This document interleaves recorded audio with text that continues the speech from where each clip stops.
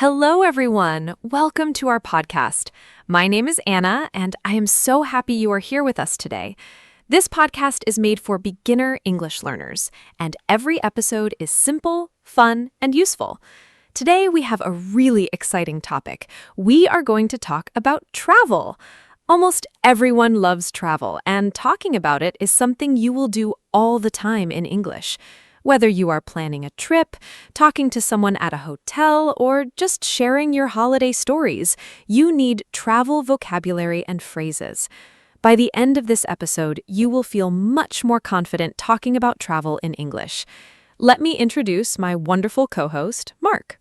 Hi, Mark. Hello. Thank you, Anna. Hi to all our fantastic listeners. Yes, today we are talking about travel, and I am genuinely excited about this topic. Travel is one of my favorite things to talk about because it connects so naturally to real life. You can use travel English right away when you book a flight, check into a hotel, ask for directions, or order food in a restaurant in another country. For beginners, travel is also a great topic to practice because the vocabulary is very practical. Today, Anna and I will cover lots of useful words, phrases, and example conversations. So get comfortable, relax, and let's explore the world of travel English together. Let's start. Okay, so let's begin with the very basics. When we talk about travel, the first question is usually, where do you want to go? In English, we can ask this in simple ways. Where do you want to travel? Or where are you going on holiday? Or what is your dream destination? A destination is the place where you want to go. For example, my destination is Paris, or I want to travel to Japan. Other important basic words are a trip, a journey you make to another place, a holiday, time off when you travel or rest, a suitcase, the bag you pack your clothes in. Mark, can you give some more basic travel vocabulary? Sure. Here are more important basic travel words. A passport, the official document you need to travel to another country. A visa, permission from a country to enter and stay there. A ticket, the document that lets you travel by plane, train, or bus. A flight, a journey by plane. A hotel, a building where you pay to sleep and stay. A map, a drawing that shows streets and places to help you find your way.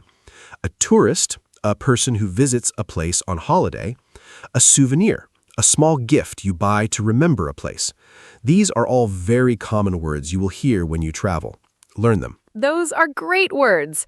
Passport, visa, ticket, flight, hotel, map, tourist, souvenir. All so useful. Now let's talk about how to plan a trip. When you plan a travel, the first step is usually to choose your destination. Then you need to book your transport. This means you buy your tickets in advance. I want to book a flight to Rome. Next, you book your accommodation, a place to stay. I need to book a hotel room for 3 nights. Then you pack your suitcase. You put your things inside. Finally, you go to the airport or train station. Mark, can you give some useful phrases for booking a trip? Of course. Here are some very useful phrases for planning a trip. I want to book a flight to London for next Friday. Can I get a return ticket, please? A return ticket means you go and come back. I need a single ticket to Madrid. A single ticket is one way only. I would like to book a hotel room for 2 nights. Do you have any rooms available? What time does the flight depart? Depart means leave. What time does the flight arrive? Is breakfast included in the price? Is breakfast part of the hotel cost? These are all phrases you can use when you plan a real trip. Practice them at home. Is breakfast included? I love that phrase. It is so useful when you stay in a hotel. Now let's talk about the airport, because for many travelers, the airport is the first big experience. At the airport, there are many important areas and words. Check-in. This is where you show your ticket and passport and give your big suitcase to the airline. Security. This is where they check your bags for safety. Gate. This is the door where you board, get onto, the plane. Boarding, when passengers get on the plane. Arrivals, where passengers come in from flights. Departures, where passengers leave for flights. Mark, give us some airport example sentences. Great airport vocabulary, Anna. Here are some useful airport sentences. Where is the check-in desk for flight BA204? Please put your bags on the belt at security. Your gate is number 14. Boarding starts at 2:30. Please have your boarding pass ready. A boarding pass is the document that lets you get on the plane. Is this the gate for the flight to Tokyo? The flight has been delayed by 1 hour. Delayed means it starts later than planned. The flight has been canceled, means it doesn't happen at all. My bag is lost. Can you help me? Said when your suitcase doesn't arrive. Very important to know. My bag is lost. I hope nobody needs to say that, but it is very important to know. Now, let's talk about hotels, because after the airport, the hotel is usually the next big place you visit when you travel. At a hotel, you check in when you arrive and check out when you leave. The reception or front desk is where you go to get your room key and ask questions. The room can be single for one person or double for two. Other useful words: room service, food delivered to your room. A lift takes you between floors. Mark, what phrases can you give for talking to hotel staff? Sure. Here are very useful hotel phrases. I have a reservation under the name Anna Smith. A reservation is a booking you made before. Can I check in, please? My name is Mark. What time is checkout? Checkout is when you must leave the room. Can I have a wake-up call at 7 o'clock, please? Is there free Wi-Fi in the hotel? My room is too cold. Can you help? The shower is not working. Can I have an extra pillow, please? I would like a room with a sea view. Can you recommend a good restaurant nearby? Nearby means close to here. These are all real phrases hotel guests use every day. Practice them. I would like a room with a sea view. That sounds like a wonderful dream. Now, let's talk about different types of transport. There is the plane, the fastest way to travel far. A train, great for traveling between cities, comfortable and fast. A bus, cheaper than a train and good for shorter distances. A ferry, a boat that carries passengers across water between islands or countries. A taxi, a car with a driver that you pay. A car rental, you rent a car and drive yourself. Mark, what type of transport do you prefer when you travel? Great question. Personally, I love traveling by train because I can relax, look out of the window, and enjoy the scenery. Scenery means the view of nature and landscapes around you. But I also love road trips, traveling by car to different places, making stops along the way. Here are some useful transport phrases. Can I buy a train ticket to Barcelona, please? Which platform does the train leave from? A platform is the area beside the train track where you wait. How long is the journey? Does this bus go to the city center? I would like to rent a car for 3 days. Can you take me to the main station, please? All very practical phrases. I love train travel too. The scenery is so beautiful. Now, let's talk about asking for directions, because when you travel, you often get lost or do not know where things are. It is very important to know how to ask for help. Some simple ways to ask for directions. Excuse me, where is the nearest metro station? Can you tell me how to get to the museum? How far is it from here? Is it within walking distance? This means, can I walk there, or is it too far? When someone gives you directions, you will hear, turn left, turn right, go straight. Keep walking the same way. Mark, can you give more direction phrases? Direction words are so important for travelers. Here are more useful phrases. Go straight ahead for 2 blocks, then turn left. The hotel is on your right. Turn right at the traffic lights. Go past the supermarket and turn left. It is just around the corner. This means it is very close. Take the second street on the left. The museum is opposite the park. Opposite means directly across from something. You can walk there in about 10 minutes. Take the underground or subway to the next station. I'm sorry, I'm not from here. I do not know. A polite way to say you cannot help. Very useful. It is just around the corner. It means something is very close. Now, let's talk about food and restaurants when traveling, because eating is one of the best parts of any trip. When you're in a new country, try the local food, the traditional dishes from that place. In a restaurant, you'll need key phrases. A table for two, please. Can I see the menu? What do you recommend? I'm vegetarian. Do you have vegetarian options? Can I have the bill, please? The bill shows how much you must pay. Mark, any more restaurant phrases? Yes, here are more useful restaurant phrases for travelers. I would like to order the pasta, please. What is today's special? The daily special is a dish the chef makes fresh that day.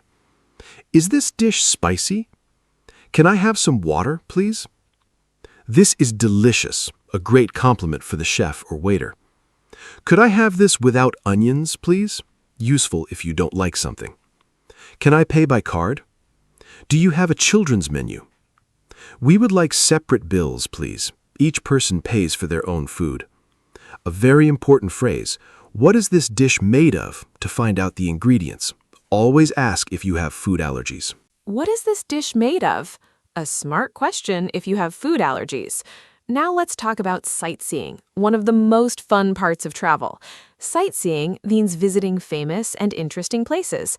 A sightseeing spot is called an attraction or a landmark. Famous landmarks include the Eiffel Tower in Paris, Big Ben in London, and the Colosseum in Rome. When you visit, you need phrases like, how much does it cost to enter? What time does it open? Is there a guided tour? A guide walks you around and explains everything. Mark, what are your favorite sightseeing activities? I love exploring local markets and walking around old city centers. They always feel so alive and interesting. When sightseeing, here are some very useful phrases. 2 tickets to the museum, please. Is photography allowed inside? Some museums do not allow photos. Where is the entrance? How long does the tour take? Do you have an audio guide? An audio guide is a device or phone app that tells you about the place as you walk. Is there a discount for students?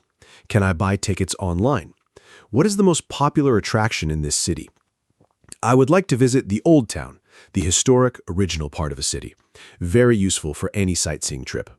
Is photography allowed? So important to ask before taking pictures. Now let's talk about shopping when traveling, because buying things is a fun part of many trips. You might visit local markets, shopping streets, or souvenir shops. Useful shopping phrases.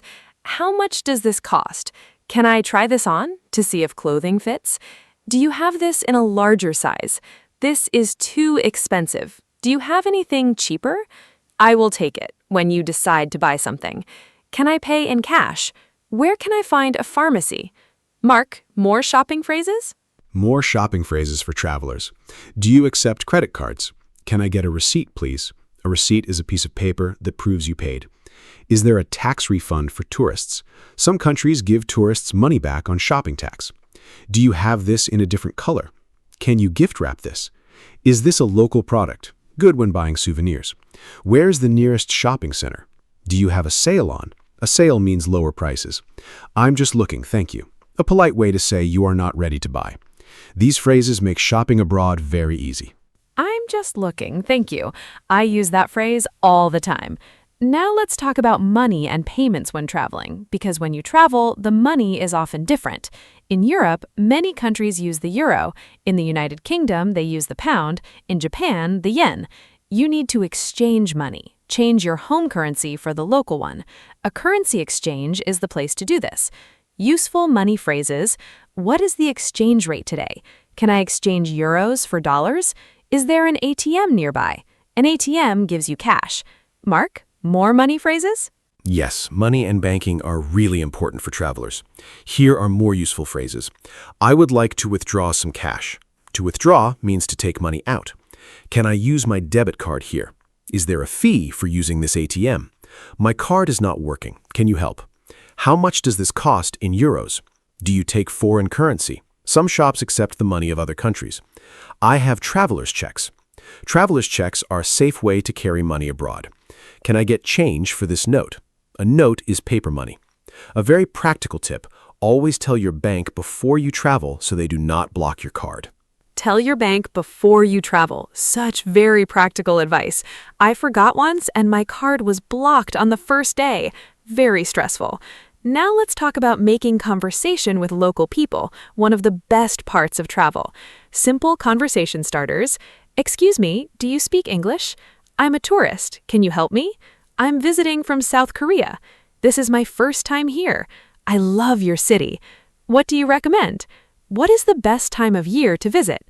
Mark, can you give more phrases for friendly conversations with local people? Meeting local people is the best part of travel. Here are more friendly phrases. How long have you lived here? What is your favorite thing about this place? Are there any hidden gems nearby? A hidden gem is a wonderful place few tourists know about. What local dish must I try? Is this area safe for tourists? I'm staying here for 1 week. I'm traveling alone. I'm traveling with my family. Is there a local market to visit? Thank you so much for your help. And when someone is extra helpful, you made my day. They made you feel very happy. You made my day is such a warm and friendly expression to know. Now let's talk about common travel problems, because not every trip goes perfectly. Sometimes things go wrong and you need to ask for help.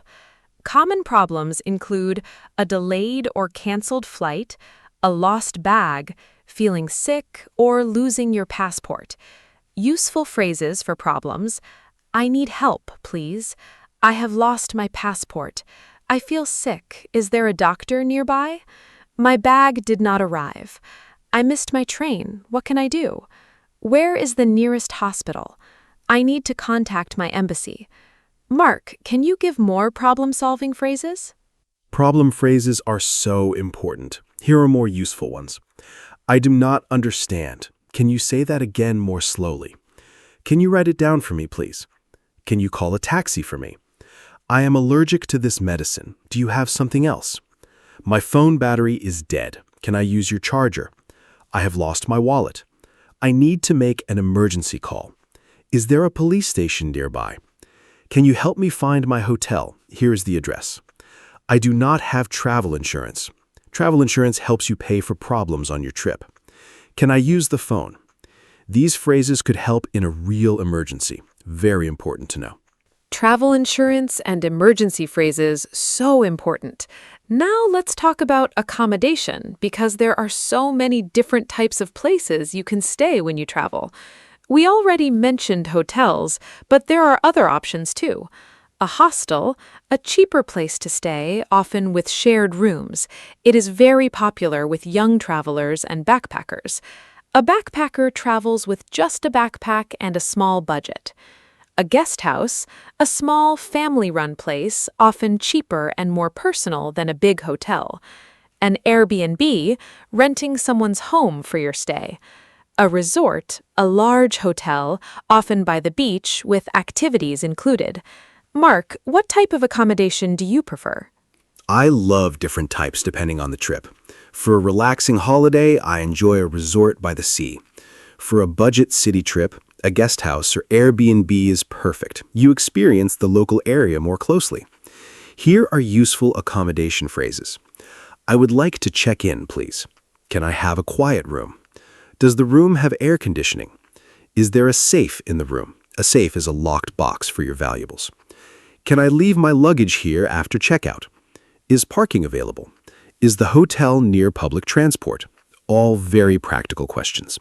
Can I leave my luggage after checkout? So useful when your flight is late in the evening and checkout is in the morning. Now let's talk about weather, because it can completely change all your travel plans. Always check the weather forecast before you travel. Useful weather words: sunny, the sun is shining; rainy, lots of rain; cloudy, covered with clouds; windy, strong wind; hot, very warm; cold, low temperature; snowy, snow is falling; humid, warm and wet air, common in tropical countries. Mark, how does weather affect your travel plans? Weather really does change everything when you travel. I always check the forecast carefully before packing my suitcase. For hot and sunny weather, I bring light clothes, sunscreen, and a hat. For cold or rainy weather, I pack a jacket and umbrella. Here are useful weather phrases for travel. What is the weather like in Bangkok in July? Is it the rainy season now? Should I bring an umbrella? The weather is perfect for sightseeing. I was not expecting it to be so cold. There's a storm coming. Should I change my plans? What is the best season to visit? Very natural. What is the best season to visit? Such a useful question. Different places are beautiful at different times of year. Now let's do a fun activity. Let's imagine we are planning a trip together. Mark, let's pretend we are two friends planning a holiday. I will start. So, Mark, where should we go for our next holiday? I really want somewhere sunny and warm. Maybe the beach? This kind of role-play conversation is great practice for our listeners. Try to do this with a friend at home. Think of a destination, talk about transport, accommodation, food, and activities. Real conversations like this will help you remember vocabulary much better than just reading from a list. Ready, Mark? I love this idea. Let me play along.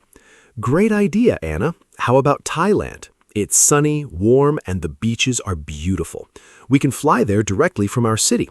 The flights are usually about 11 hours. Let's book a small hotel near the beach. I prefer somewhere quiet and not too expensive. What activities do you want to do there? We can snorkel, swim underwater with a mask, visit temples, try Thai food, and explore local markets. That sounds amazing. I will check the visa requirements. Do we need a visa to go there? This kind of conversation is perfect practice. Listeners, try making your own travel planning conversation with a friend. That Thailand conversation was so much fun. I really want to go now. Now, let's talk about describing a place when you come back from a trip.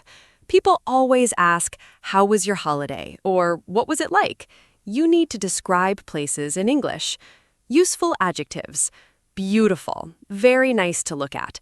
Crowded, full of many people. Peaceful, quiet and calm. Exciting, full of interesting things to do. Expensive, costs a lot. Affordable, good value. Amazing, incredible, wonderful. Disappointing, not as good as you expected. Mark, can you give some example sentences? Describing places is so much fun. Here's some natural example sentences. The old town was absolutely beautiful. The streets were narrow and full of history. The beach was very crowded in summer, but still lovely. The mountains were peaceful and perfect for walking. The mood market was exciting. There were so many different smells and colors. The hotel was clean, comfortable, and very affordable. Unfortunately, the weather was disappointing. It rained every day. The city was amazing. I want to go back. The local people were incredibly friendly and welcoming.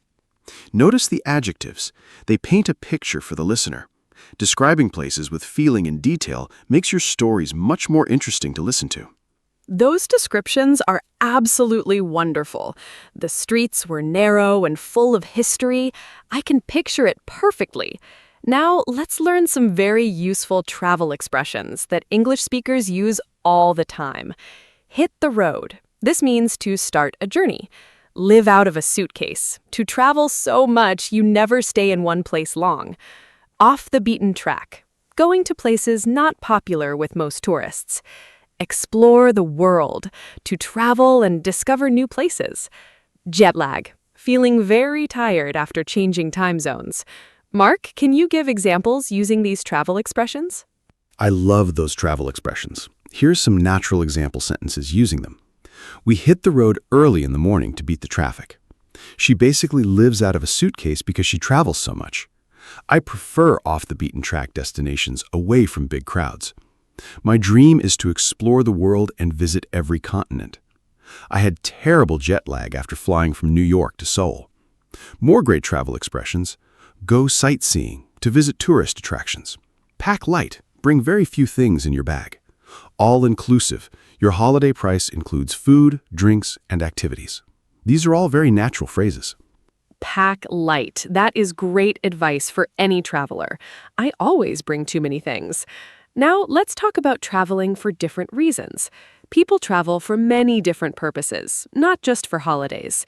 Business travel is when you travel for work, for meetings, conferences, or visiting clients.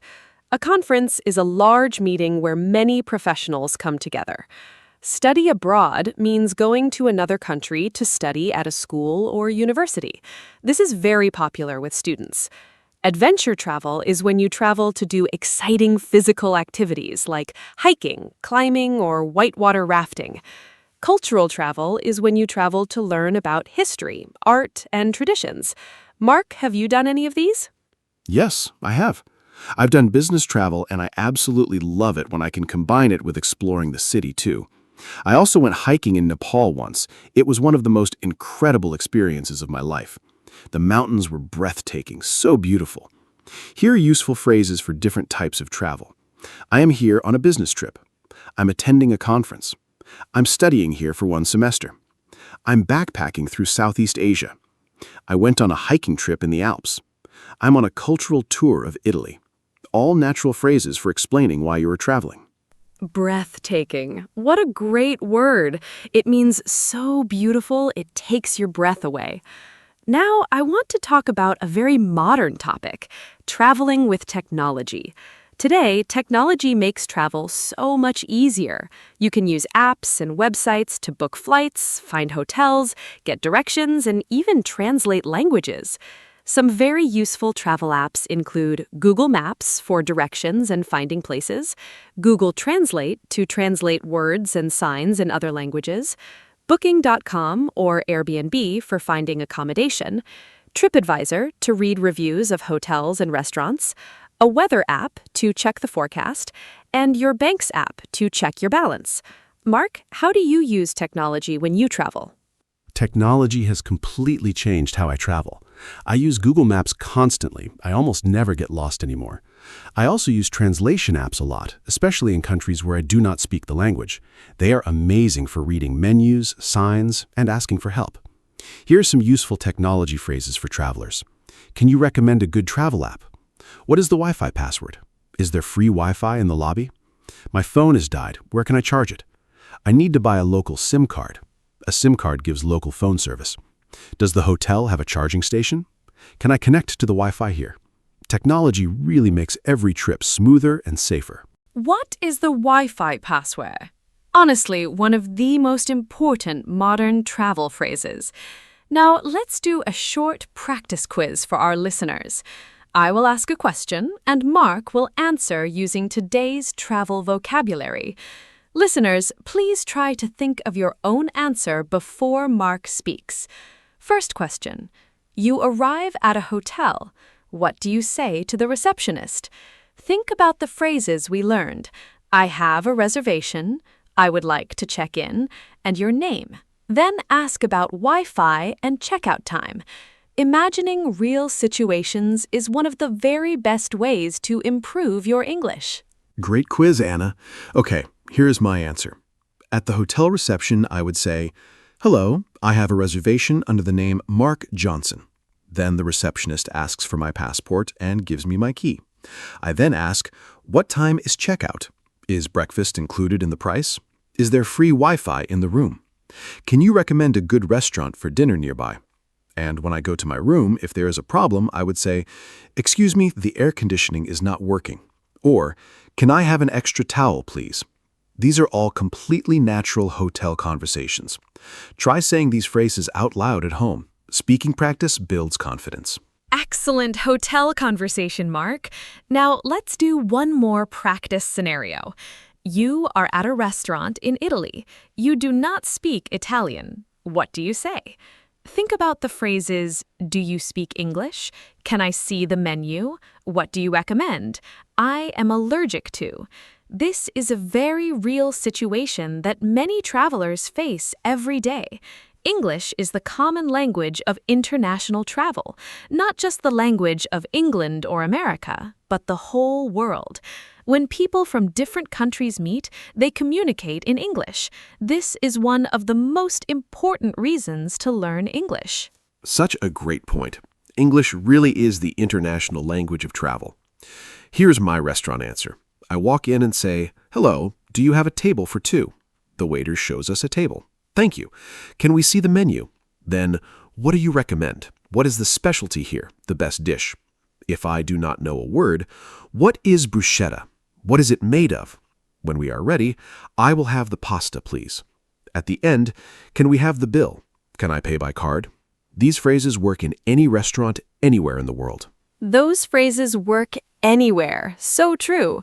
Now, I want to give our listeners some final tips for traveling and using English when abroad. Tip 1. Do not be afraid to speak English even if you make mistakes. People appreciate when you try, and most people are kind and helpful. Tip 2. Learn a few words of the local language. Hello, thank you, and please go a very long way. People love it. Tip 3. Carry a notebook and write down useful phrases. Tip 4. Use apps like Google Translate when you are stuck. Tip 5. Smile. A smile is understood everywhere. Mark, do you have any final travel tips? Great tips, Anna. Here are a few more from me. Tip 6. Always make a copy of your passport and keep it separate from the original, just in case. Tip 7. Buy travel insurance before every trip. It can save a lot of money if things go wrong. Tip 8. Tell someone at home your travel plans, your hotel name, and return date. Tip 9. Be respectful of local customs and cultures. Always be curious and open-minded. Tip 10. Enjoy every single moment. Travel is one of life's greatest gifts. Every trip teaches you something new. Happy travels to everyone. What a wonderful and rich episode this has been. I am genuinely so happy we covered so many travel topics today. Let me give a final summary of what we talked about. We covered basic travel vocabulary, passport, ticket, hotel, destination. We talked about the airport, different types of transport, hotels, asking for directions, food and restaurants, sightseeing, shopping, money, weather, accommodation, travel problems, technology, and describing places. We also practiced real travel conversations and learned some great travel expressions. There is so much travel English to explore, but today you have a really strong and practical foundation. Remember, the best way to practice is to use the language in real situations. Thank you so much for listening. Thank you so much, Anna, and a very big thank you to every listener today. I hope this episode made you feel excited about traveling and using English when you travel. Remember, English is your travel superpower. With English, you can go anywhere and communicate with anyone. Do not wait until your English is perfect. Travel and learn at the same time. Every trip is a language lesson. Review today's vocabulary, practice the phrases with a friend, and you will feel ready for any travel situation. Take great care, and we'll see you in the next episode. Goodbye. Hello, everyone. Welcome back to our podcast. My name is Anna, and I am so happy you are here today. Today's topic is one of my favorite topics, summer. I love summer so much. The warm weather, the long days, the holidays, everything about summer makes me happy. Summer is a great topic to talk about in English because there are so many simple and fun words to learn. Whether you love hot weather or prefer something cooler, I think you will enjoy today's conversation. My friend Mark is here with me again. Mark, are you excited about today's topic? I cannot wait to hear what you think about summer. Hello, everyone. I am so glad to be here. My name is Mark, and yes, I am very excited about today's topic. Summer is such a wonderful season. It is the time for holidays, sunshine, ice cream, and spending time with friends and family. In this podcast, Anna and I will talk about everything related to summer: the weather, activities, food, travel, and more. We will use simple English so it is easy for everyone to follow along. Even if you are just starting to learn English, don't worry, we will speak slowly and clearly. I hope this conversation helps you learn new words and feel more confident in English. Let's begin. Mark, let me start with a simple question. What is your favorite thing about summer? For me, it is definitely the sunshine. I love waking up in the morning and seeing a bright blue sky. In winter, the days are short and gray, but in summer, the sun rises early and sets late. There is so much light. I feel so much happier and more energetic in summer. The warm weather also makes me want to go outside and be active.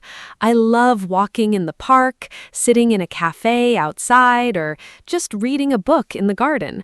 Sunshine really changes my mood completely. What about you, Mark? Anna, I love the sunshine too, but my favorite thing about summer is the long evenings. In summer, it stays light until 9 or even 10 o'clock at night. That means more time to enjoy the outdoors after work or school. I love sitting outside with friends in the evening, having a cold drink and just talking and relaxing. There is something very special about a warm summer evening. Everything feels slower and more relaxed. People seem happier and friendlier too. I also love that in summer you can do so many activities outside. Barbecues, walks, outdoor cinema, festivals. Summer evenings are truly magical. They are my absolute favorite part of the season. Oh, yes, summer evenings are so beautiful. I love them too. Mark, let's talk about summer weather. Summer means hot weather for most people, but how hot do you like it? I personally love warm weather, but not too hot. Around 25 degrees Celsius is perfect for me. When it is over 35 degrees, I find it too hot. I feel tired and uncomfortable. I drink a lot of water, stay in the shade, and try not to go outside in the middle of the day. What temperature do you prefer in summer? And do you have any tips for staying cool when it is very hot outside? Hot weather can be tough. 25 degrees is perfect. I agree with you, Anna. I also love warm weather, but extreme heat is very difficult.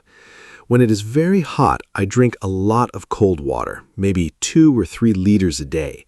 I also wear light, loose clothing. Light colors like white and yellow are best because they do not absorb as much heat as dark colors. I also use a fan or air conditioning at home. Taking a cold shower in the afternoon is wonderful when it is hot. And I try to do outdoor activities in the morning or evening, not at midday when the sun is strongest. Staying hydrated is the most important thing in hot weather. Great tips, Mark. Staying hydrated is so important. I always carry a water bottle with me in summer. Mark, let's talk about summer holidays. Do you take a holiday in summer? I think summer is the most popular time for holidays. Many people travel in July and August because children are not in school. I love going on holiday in summer. Last summer, I went to the beach for 1 week. It was wonderful. I swam in the sea, ate delicious food, and relaxed in the sun. The beach is my favorite holiday destination in summer. Do you prefer the beach, the mountains, or the city for a summer holiday? What is your dream summer holiday? I love summer holidays. Last summer, I went to a small village in the mountains. It was cooler there than in the city, which was really nice. I went hiking every day and saw beautiful views. The mountains are so peaceful and quiet. But I also love the beach. The sea, the sand, the sound of the waves. It is very relaxing. I think my dream summer holiday would be a mix of both. A few days at the beach and a few days in the mountains. I also love city trips in summer. Many cities have outdoor events and festivals in summer. There are so many options. Every type of holiday has something special to offer. A mix of beach and mountains sounds wonderful. Mark, let's talk about summer food. I think food is one of the best parts of summer. In summer, I eat differently than in winter.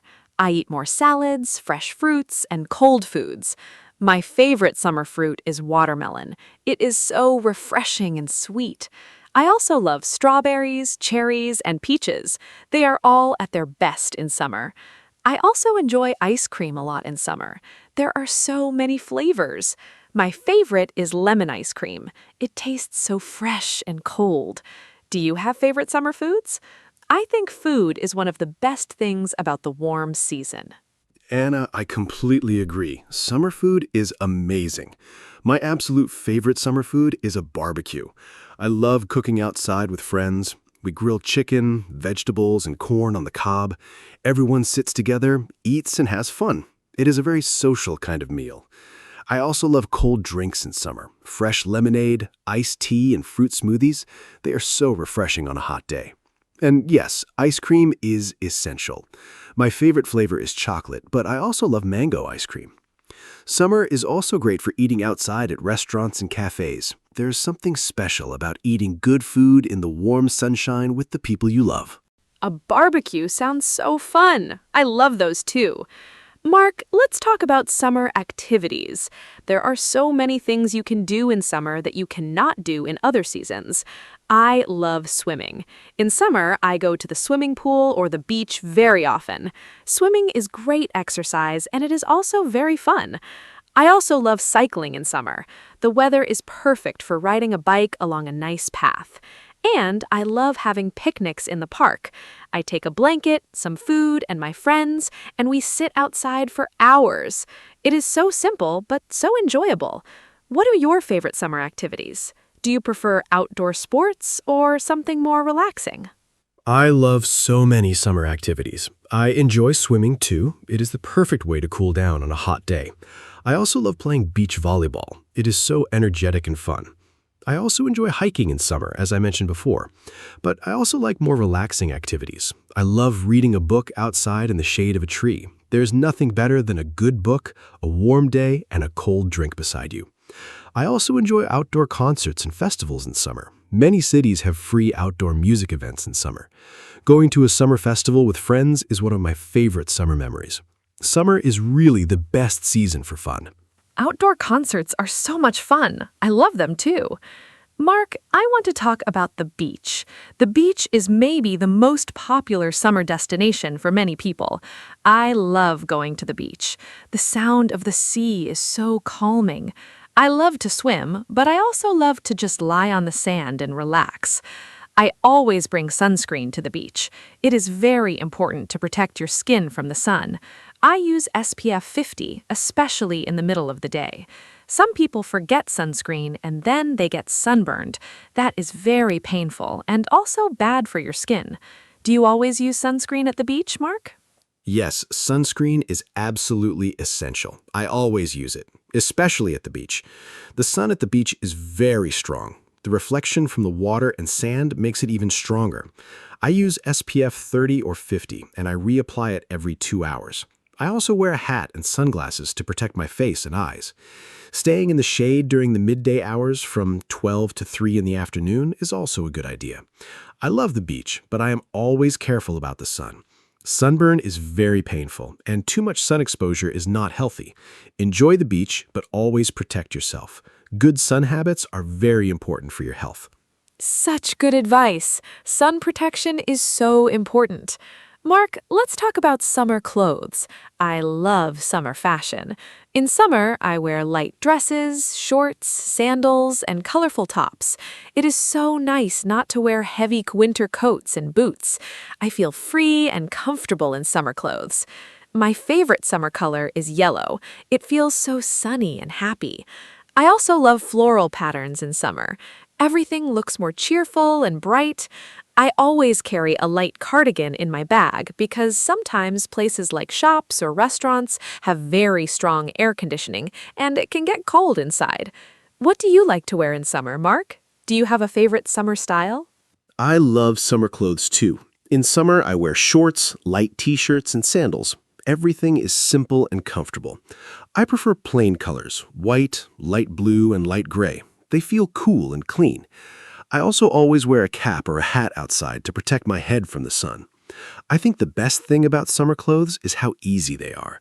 In winter, you have to think about many layers. In summer, you just put on a t-shirt and shorts and you're ready. I also agree about the cardigan tip. Air conditioning in shops and cinemas can be very cold in summer. Always have a light layer with you. It is very practical. So practical. Mark, let's talk about summer and children. I think summer is the happiest time for children. They do not have school. They have long summer holidays, sometimes 2 or 3 months. When I was a child, I loved summer so much. I spent my summers at my grandmother's house in the countryside. We played outside every day.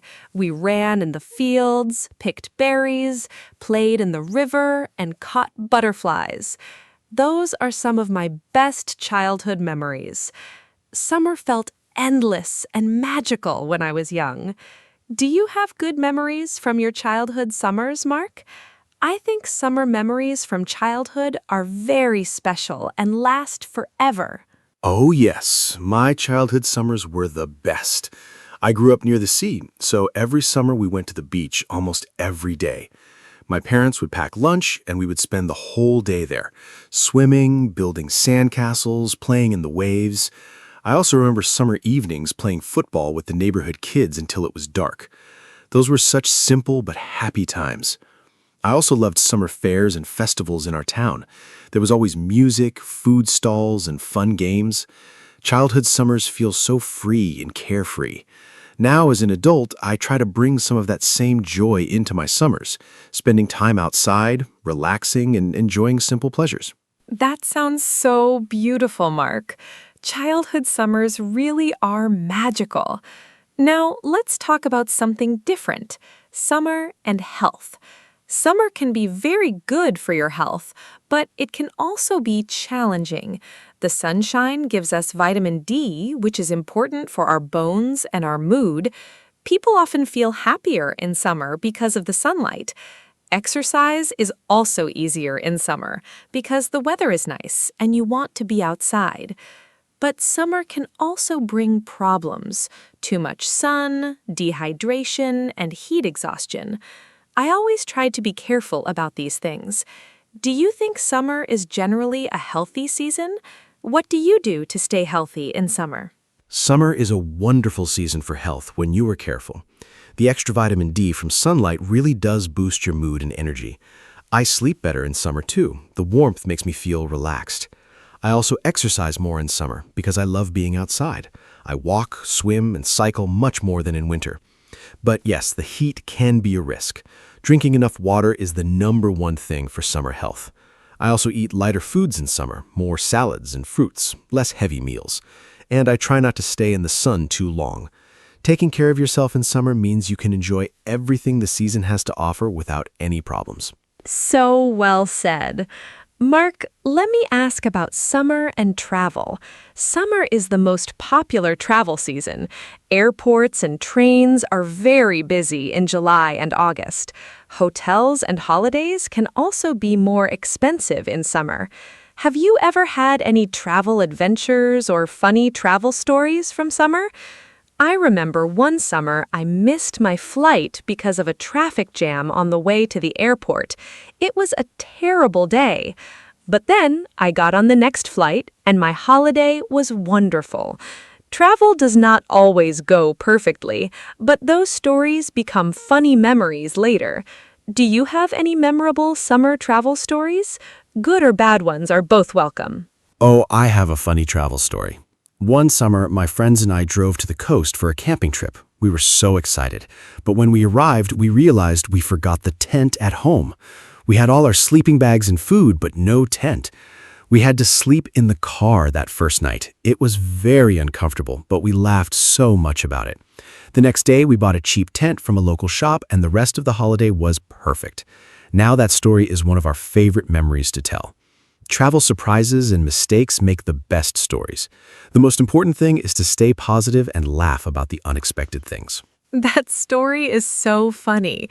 Sleeping in the car? Oh no! But I love that it became a great memory. Mark, let's talk about summer festivals and events. Summer is full of fun events. There are music festivals, outdoor cinema, food festivals, sports events, and local fairs. I love going to local summer festivals. They are usually free or not expensive. There is music, food, dancing, and a great atmosphere. Last summer, I went to an outdoor jazz festival in my city. It was a beautiful, warm evening, the music was wonderful, and I sat on the grass with my friends. It felt like a perfect summer night. Do you enjoy going to festivals and events in summer? What kind of events do you like most? Summer festivals are one of my favorite things. I love music festivals most of all. There's something amazing about listening to live music outside under the open sky. The energy of the crowd, the music, the warm air, it is a truly special experience. I also love food festivals. You can try so many different types of food in one place. It's a great way to discover new cuisines. I have tried foods from many different countries at food festivals. I also enjoy street markets in summer. Many cities have outdoor markets on weekends in summer. You can find fresh produce, handmade crafts, and delicious snacks. Summer really brings communities together in such a joyful way. Outdoor markets are lovely. I always find something special at them.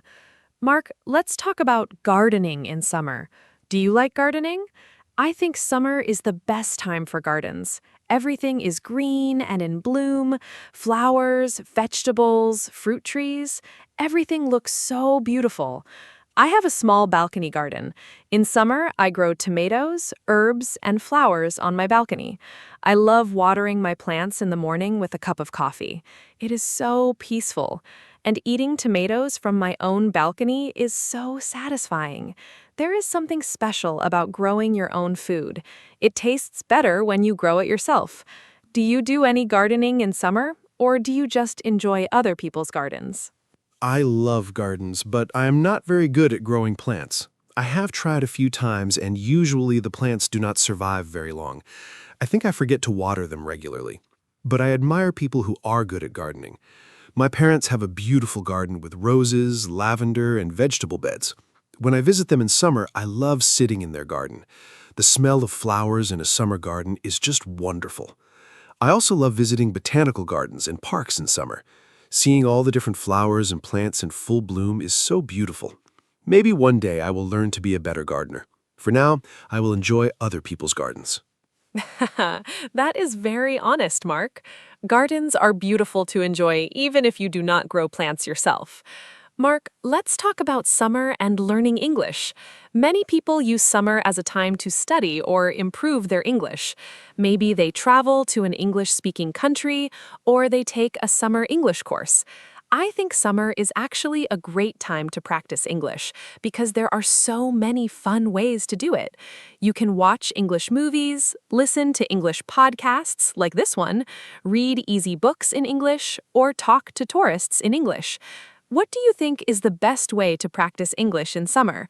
Do you have any tips for our listeners? What a great topic. Summer is a wonderful time to practice English in a relaxed way. I think the best tip is to make English fun, not like homework. Watch your favorite movies or TV shows in English with subtitles.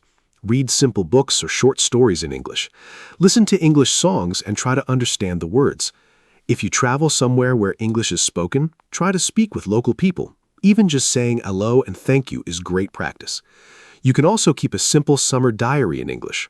Write a few sentences each day about what you did.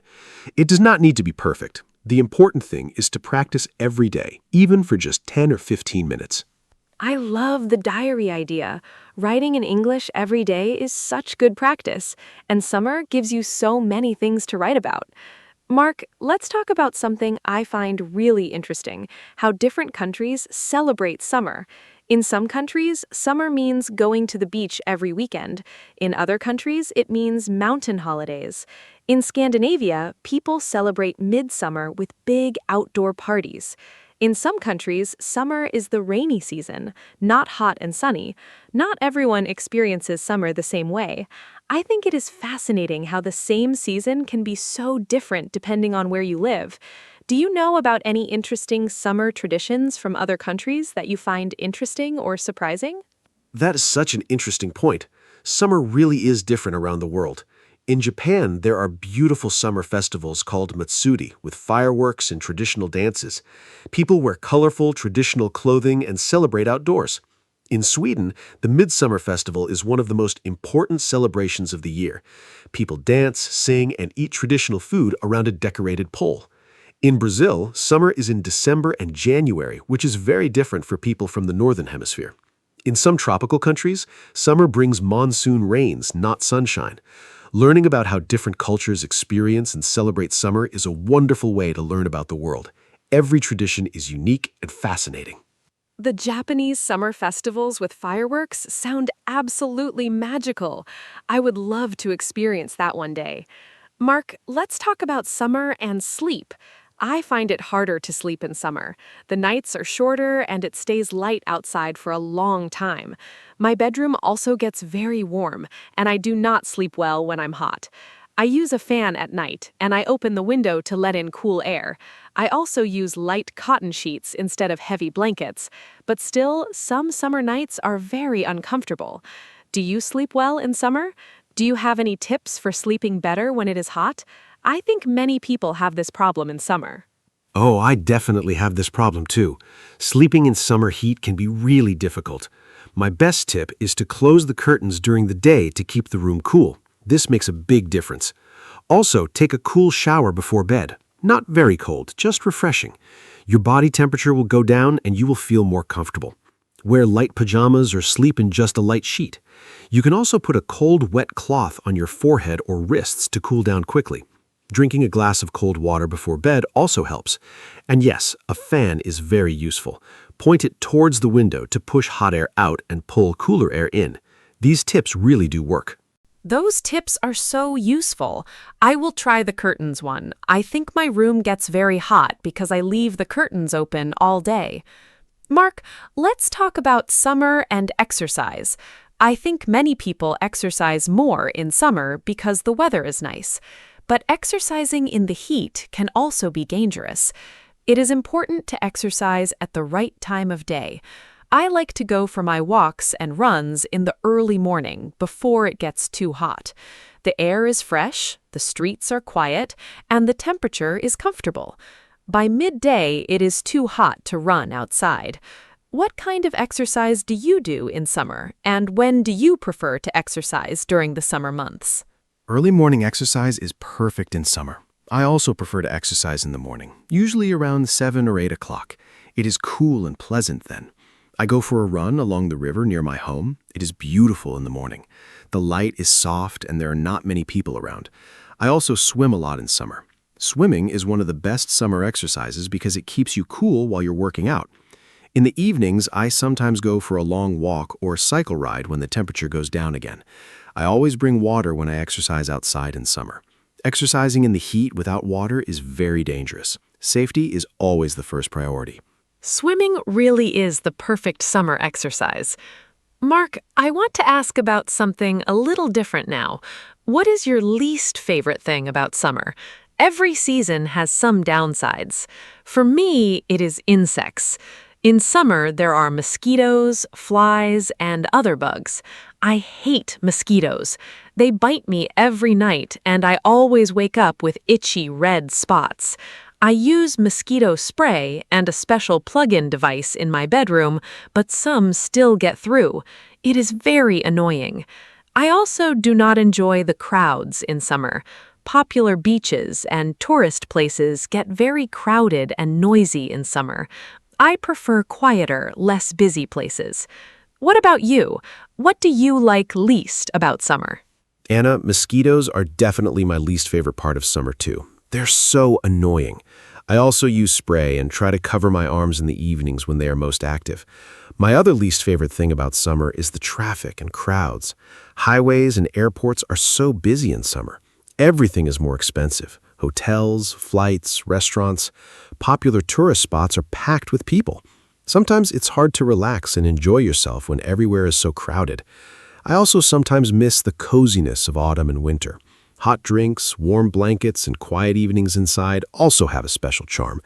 But overall, the good things about summer definitely outweigh the bad things. Summer is still my favorite season. I agree. The good things definitely outweigh the bad. Mosquitoes are a small price to pay for all the wonderful things summer brings. Mark, let's talk about summer sunsets. I think summer sunsets are some of the most beautiful things in nature. Because the days are so long in summer, the sunset happens late, sometimes at 9 or even 10 o'clock. I love watching the sunset in summer. The sky turns pink, orange, and purple. It is absolutely stunning. I often go to a high point in my city to watch the sunset. It feels very special. Have you ever watched a particularly beautiful summer sunset that you still remember? Where were you, and what made it so special? Summer sunsets are truly magical. I've seen some incredible ones. My most memorable was on a boat trip last summer. We were on the sea in the evening, and the sun started to set. The whole sky turned bright orange and red, and the light reflected on the water. It was breathtaking. Everyone on the boat stopped talking and just watched. Nobody said anything for minutes. It was that beautiful. Another beautiful sunset I remember was watching the sun go down behind the mountains. The colors changed slowly from yellow to orange to deep purple.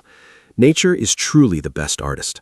I think stopping to watch a beautiful sunset is one of the simplest and most wonderful pleasures of summer. That boat sunset sounds absolutely incredible. Mark, let's talk about summer reading. I think summer is the perfect time to read. You have more free time, you can sit outside, and a good book in the sunshine is such a pleasure. I love reading on holiday. I always pack at least 2 books for any trip. Last summer, I read a wonderful story about a family who travels across Europe by train. It was simple to read, but very engaging. I think reading in English is also a great way to improve your language skills. Do you read in summer? And do you have any book recommendations for beginners who want to read in English?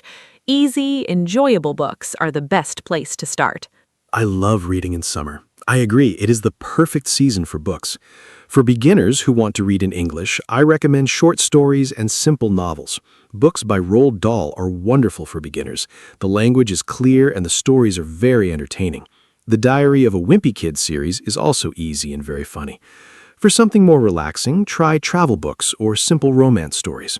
Reading in a language you are learning might feel difficult at first, but start with very short texts. Even 1 page a day is great progress.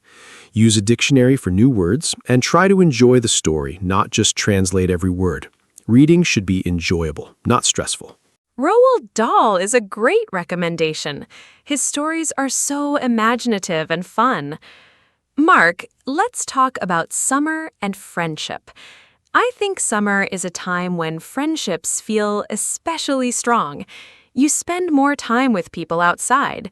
You have shared experiences, holidays, barbecues, picnics, festivals. Those shared summer moments bring people closer together. Some of my strongest friendships are built on summer memories.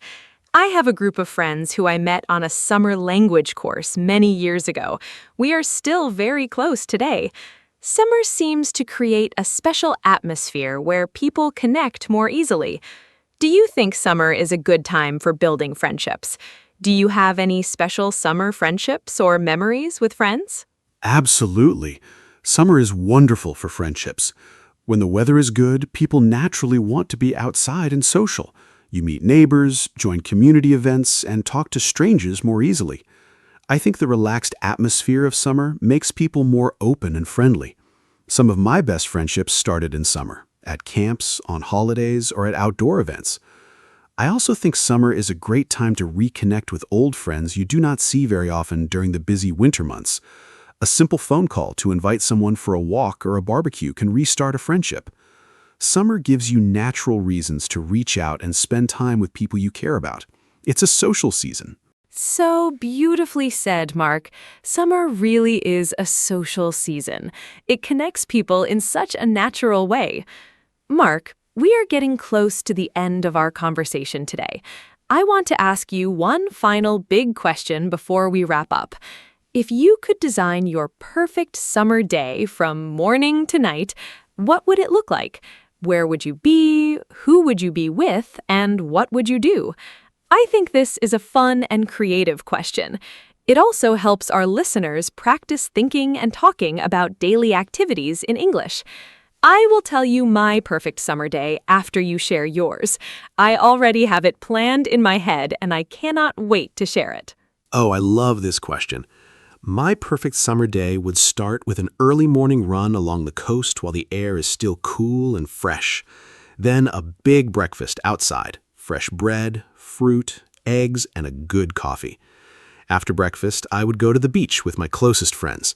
We would swim, play beach volleyball, and just relax in the sun. In the afternoon, we would find a nice shaded terrace and have a long, slow lunch with cold drinks. In the evening, we would watch the sunset from a boat on the sea. Then dinner outside at a local restaurant with good food and great conversation. Finally, we would sit around a fire on the beach and talk and laugh until late at night. That would be my perfect summer day. What a wonderful conversation today, Mark. I feel so happy just talking about summer.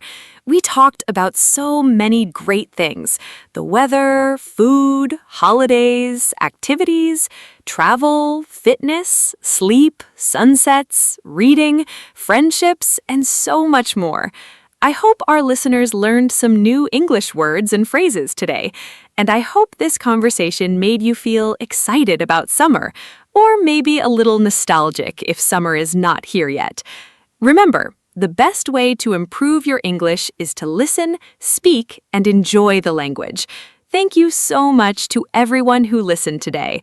Summer and English learning are both beautiful journeys.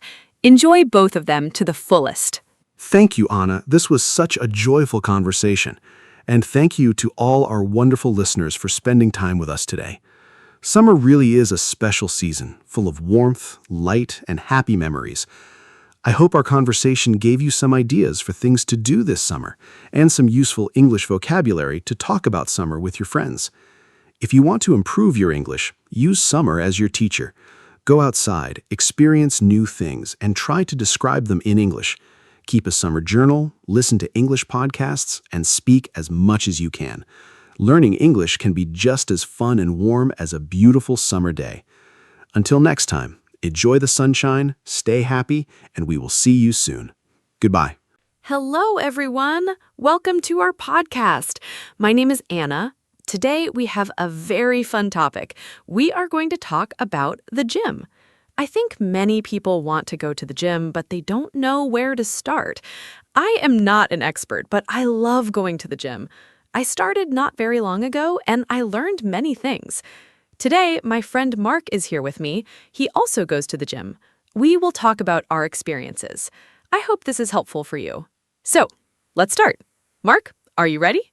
Yes, Anna, I am very happy to be here. Hello, everyone. My name is Mark. I am so excited about today's topic. The gym can feel scary at first. I know because I was scared too when I first went. But now I really love it. Going to the gym is good for your body and your mind.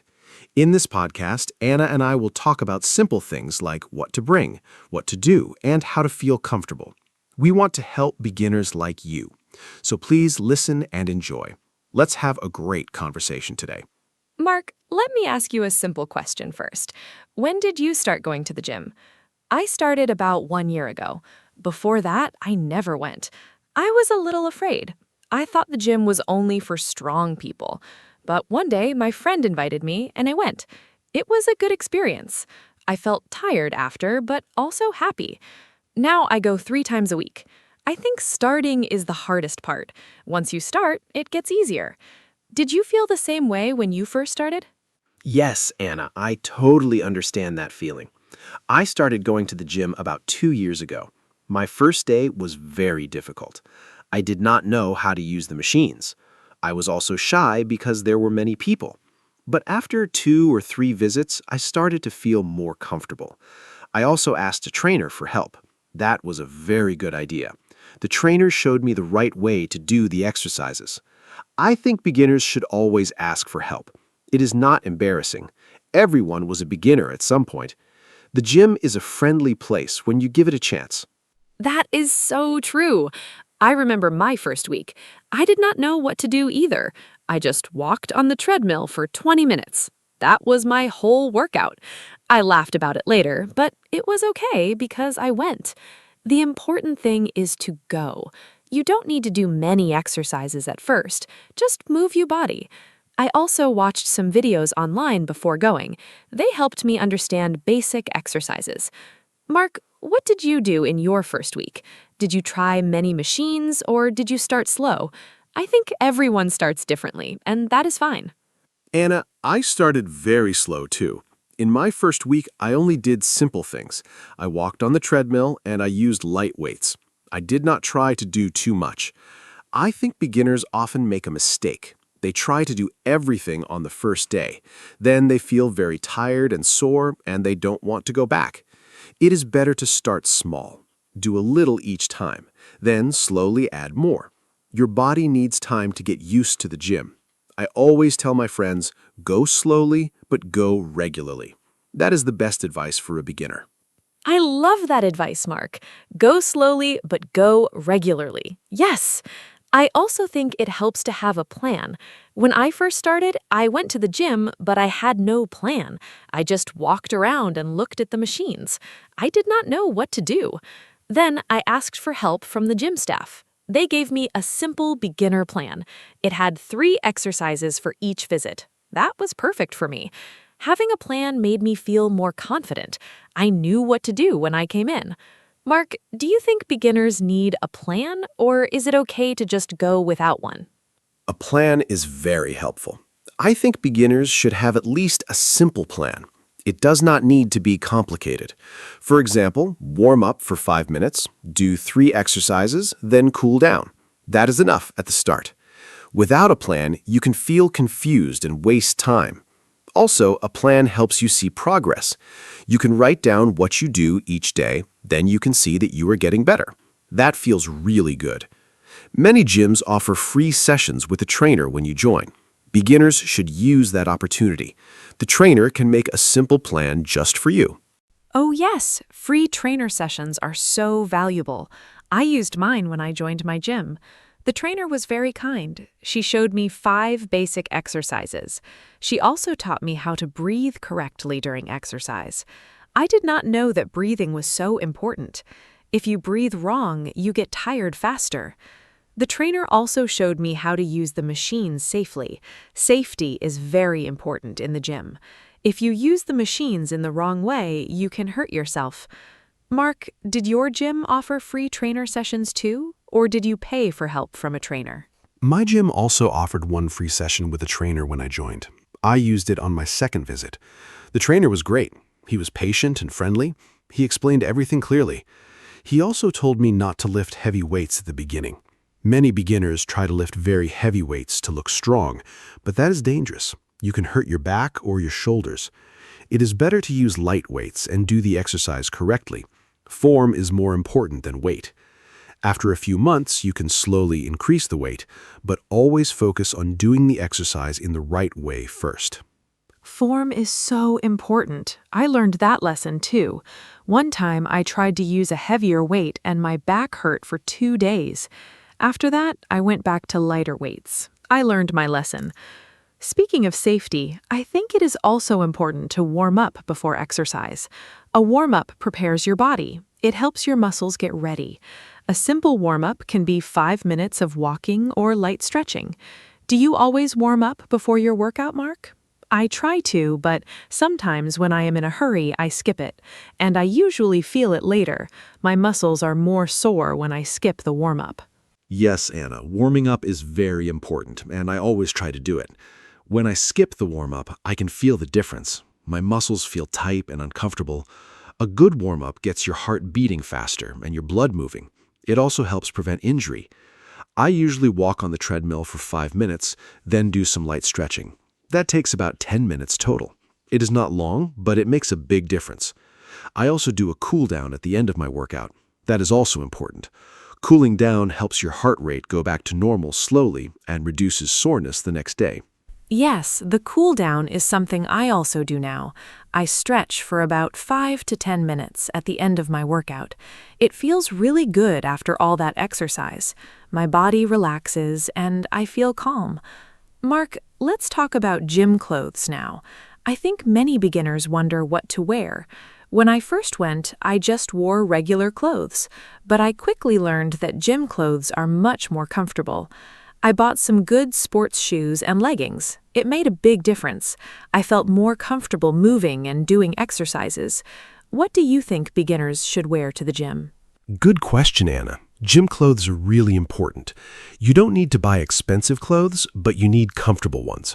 The most important thing is your shoes. Get good sports shoes. They support your feet when you run or jump. Your feet and knees will thank you. Also, wear comfortable clothes that let you move freely. Avoid jeans or tight clothes. For men, a simple t-shirt and shorts are perfect. For women, leggings and a sports top work great. You can also bring a light jacket if the gym is cold. Some gyms have strong air conditioning. Dress in layers so you can remove clothes if you get hot. That is great advice about layers. My gym is sometimes very cold, and I always bring a hoodie. Mark, what about things to bring to the gym? I have a small gym bag. Inside, I always have a water bottle, a small towel, my earphones, and my gym shoes. I think water is the most important thing to bring. You need to drink water during your workout. It keeps you hydrated. I drink water between every exercise. Some people forget to drink water and then feel dizzy. That is not good. What do you always bring to the gym? Do you have a routine for packing your gym bag? Anna, I have a very similar list. I always bring water, a towel, and my earphones. I also bring a protein bar for after the workout. My body needs food after exercise to recover. I also bring a small notebook. I write down my exercises, the weights I use, and how many repetitions I do. This helps me track my progress. I can see week by week if I'm getting stronger. It's very motivating. I also bring a lock for my locker. Most gyms have lockers where you can keep your things safe while you exercise. A small lock is a very useful thing to have. Oh, I love the idea of writing down your exercises in a notebook. That is so smart. I use my phone to track my workouts, but a notebook works too. Tracking your progress is really motivating. When I see that I can do more than before, I feel so proud of myself. Mark, let's talk about gym schedules. How often should a beginner go to the gym? I go 3 times a week. I think that is a good number for beginners, but some people try to go every day at the beginning. Is that a good idea? What do you think is the right number of gym days per week for a new person?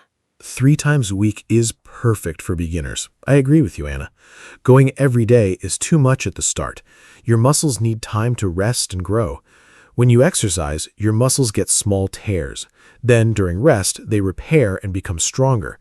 If you don't rest, your muscles cannot recover properly. You also risk getting injured. I recommend beginners go to the gym 2 or 3 times a week. Rest on the other days. On rest days, you can still be active, go for a walk, ride a bike, or just stretch at home. But the gym workout days should have rest days between them. That makes so much sense. Rest is part of the training. I did not know that at first. I thought more gym time meant more results, but actually rest is just as important as exercise. My body really feels the difference when I rest properly. I also sleep better on the days I exercise. Mark, speaking of sleep, do you sleep better after going to the gym? I find that I fall asleep much faster on gym days.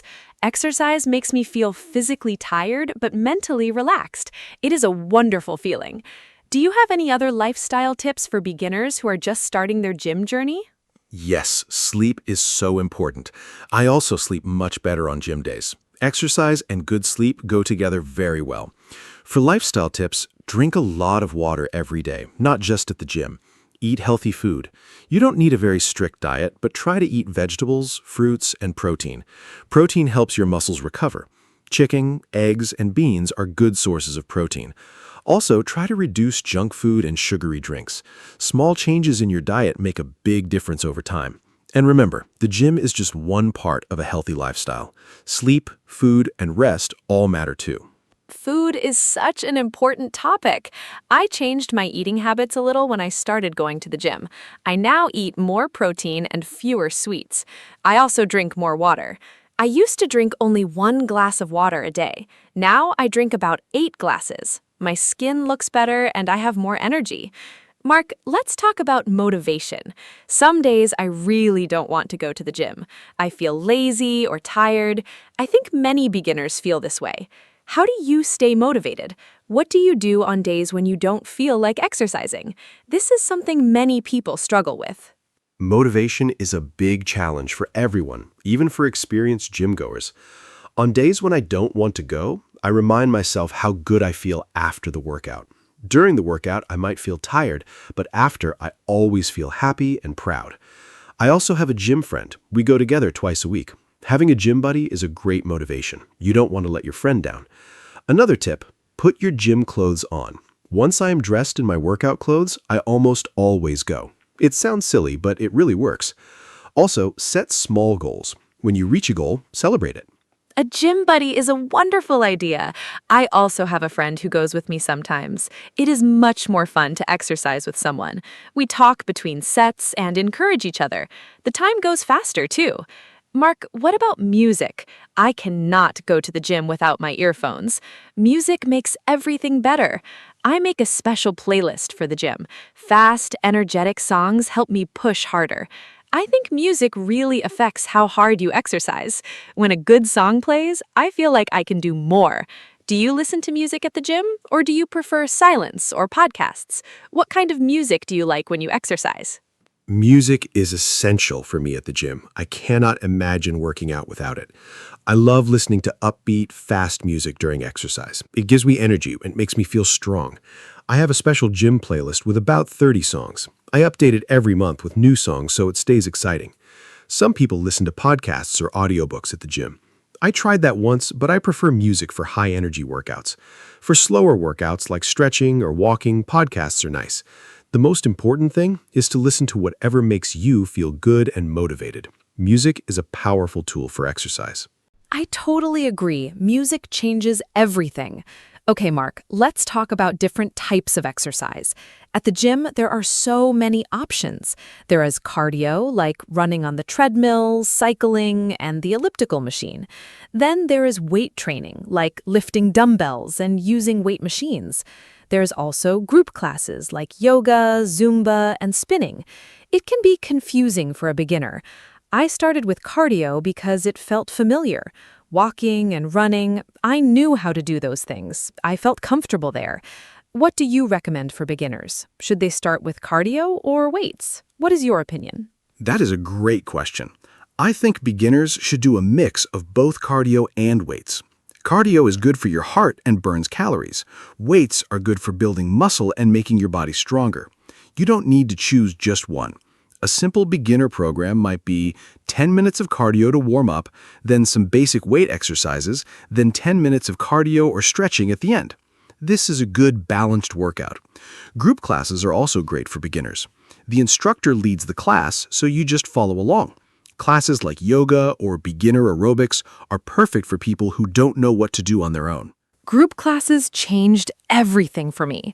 I joined a beginner yoga class at my gym, and I loved it. The instructor was very patient and explained every pose. I met other beginners there too. We all felt the same way, a little lost, but happy to learn.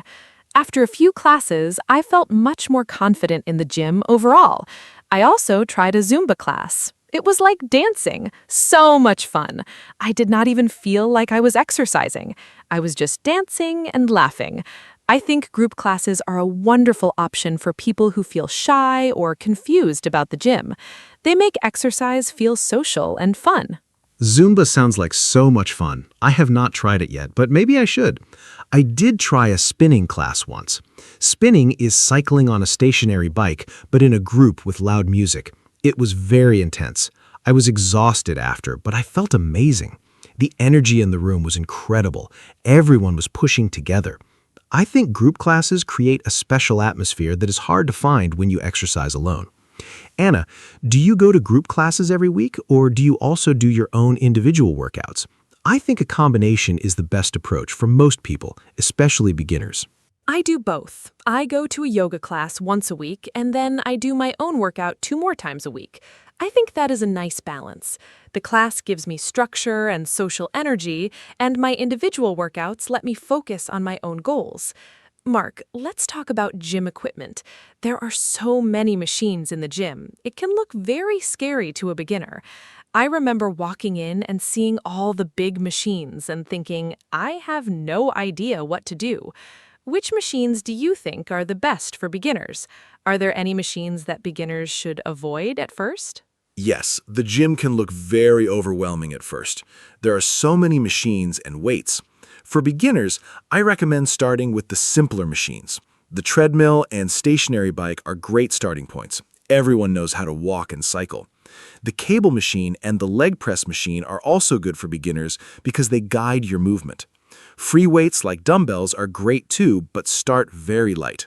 Machines are generally safer than free weights for beginners because they control your movement. Avoid very complicated machines at first, or any machine you do not understand. Always ask a gym staff member to explain a machine before you use it. Safety first. Yes, safety first always. I still ask questions when I see a new machine. There is no shame in asking.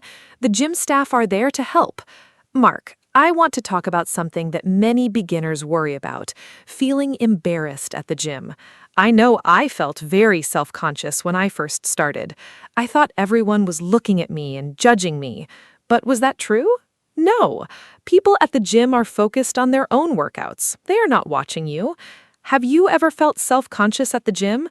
How did you deal with those feelings? I think this is something many beginners need to hear. Oh, absolutely. I felt very self-conscious my first few times at the gym. I was afraid of doing exercises wrong in front of people. I was also afraid of using too little weight. But here's what I learned. Nobody cares. Everyone at the gym is thinking about their own workout. They are not looking at you. And even if someone sees you make a mistake, they understand. Everyone was a beginner once. After a few visits, I stopped worrying about what others thought. I just focused on myself and my progress. That mindset change made everything easier. Go to the gym for yourself, not for anyone else. Your only competition is your past self. I love that. Your only competition is your past self. That is so motivating. It is so true. I only compare myself to who I was last month, not to other people. Everyone is on a different journey. Mark, let's talk about progress. How long does it take to see results at the gym? I think many beginners expect to see changes very quickly, but the reality is that progress takes time.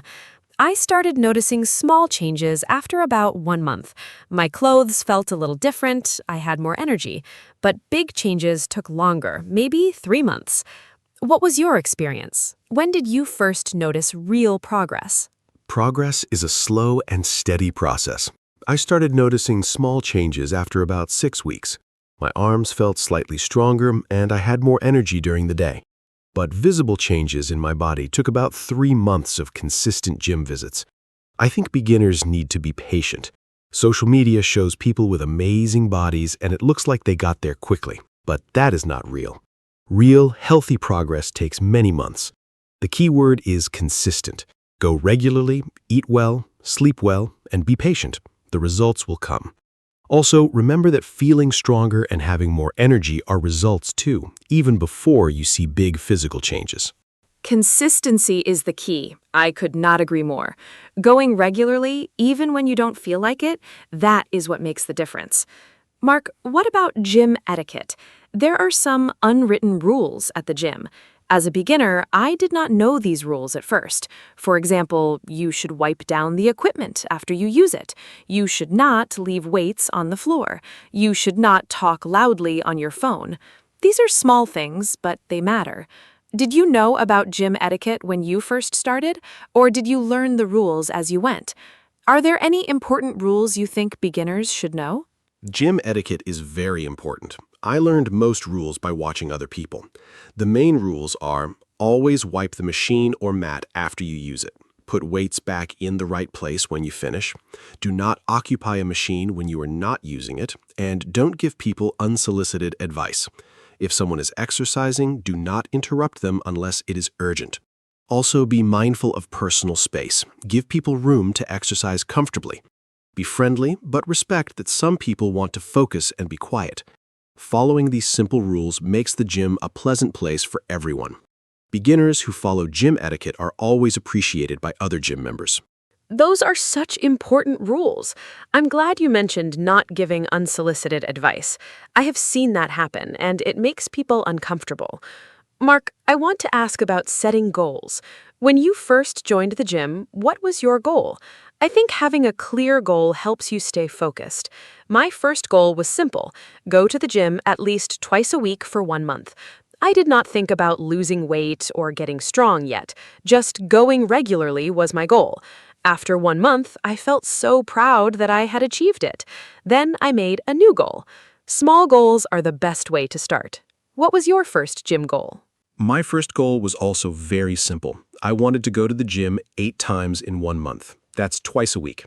I wrote it on a piece of paper and put it on my refrigerator.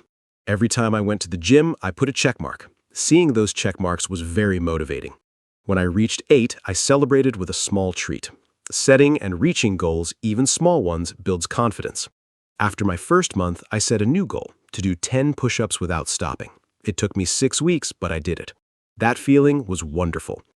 Goals give you direction and purpose. Without goals, it's easy to lose motivation and stop going.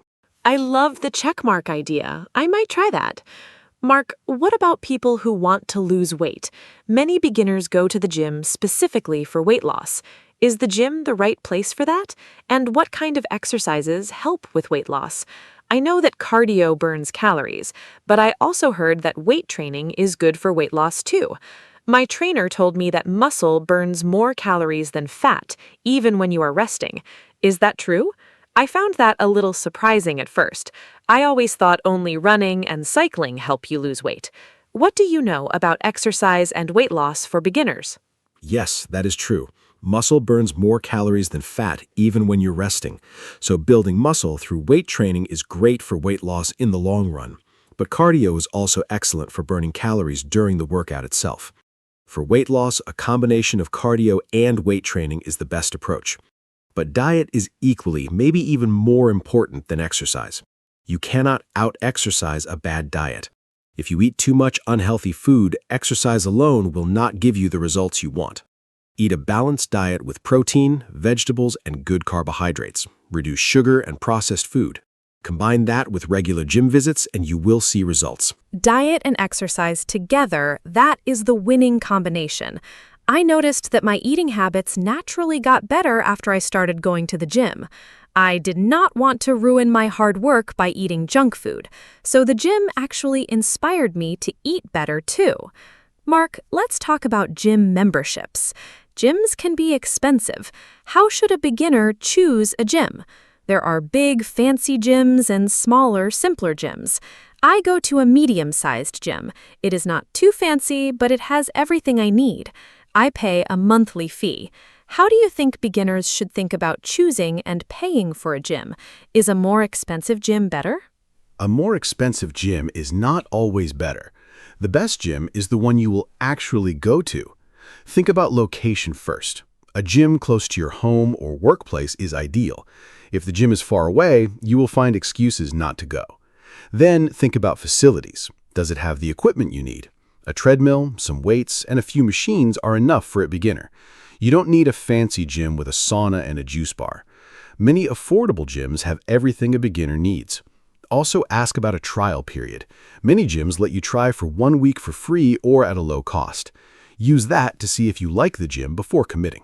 The trial period is such a smart idea. I tried my gym for 1 week before signing up. I liked the atmosphere and the people, so I joined. Mark, I want to ask about working out alone versus with a personal trainer. We talked about free trainer sessions, but some people hire a personal trainer for regular sessions. That costs more money.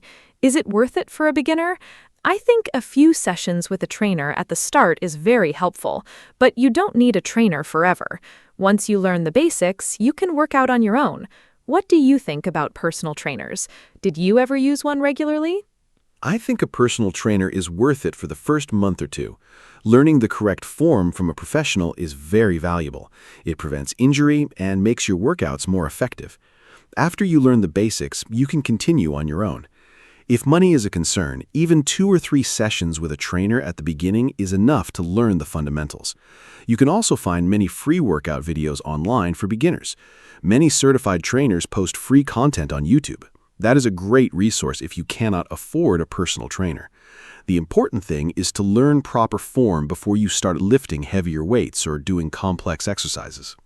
Online videos are so helpful. I watch workout videos all the time. There are so many good ones for beginners. Mark, we have talked about so many great topics today. Before we wrap up, is there anything you want to say to someone who is thinking about going to the gym for the first time? Someone who is nervous and not sure if the gym is right for them? I want to give our listeners one final piece of encouragement before we end. I know how scary that first step can be, but I also know how wonderful it feels once you start. So, what would you say to a nervous first-timer? I would say just go. Don't overthink it. You don't need to be fit to start going to the gym. The gym is the place where you get fit. Nobody there is judging you. Everyone started somewhere. Walk in, look around, ask for help, and just try. You don't need to have a perfect plan or the perfect gym clothes. You just need to show up. The first day is always the hardest, but after that first day, the second day is easier, and then the third. Before you know it, going to the gym becomes a normal, happy part of your week. Take that first step. Your future self will thank you. What a beautiful message, Mark. Thank you so much for that. I completely agree. Just show up. That is the most important thing. We talked about so many things today: how to start, what to wear, what to bring, how to stay motivated, gym etiquette, setting goals, and so much more. I hope our listeners feel a little more confident about going to the gym after hearing our conversation. Remember, start slow, be patient, ask for help, and enjoy the journey. The gym is for everyone, including you. Thank you all so much for listening to our podcast today. It was so much fun to talk about this topic. Thank you, Anna, for hosting this wonderful conversation, and thank you to everyone who listened today. I hope we gave you some useful tips and maybe a little push to try the gym. Remember, fitness is a journey, not a race. Be kind to yourself, celebrate small wins, and keep going even when it's hard.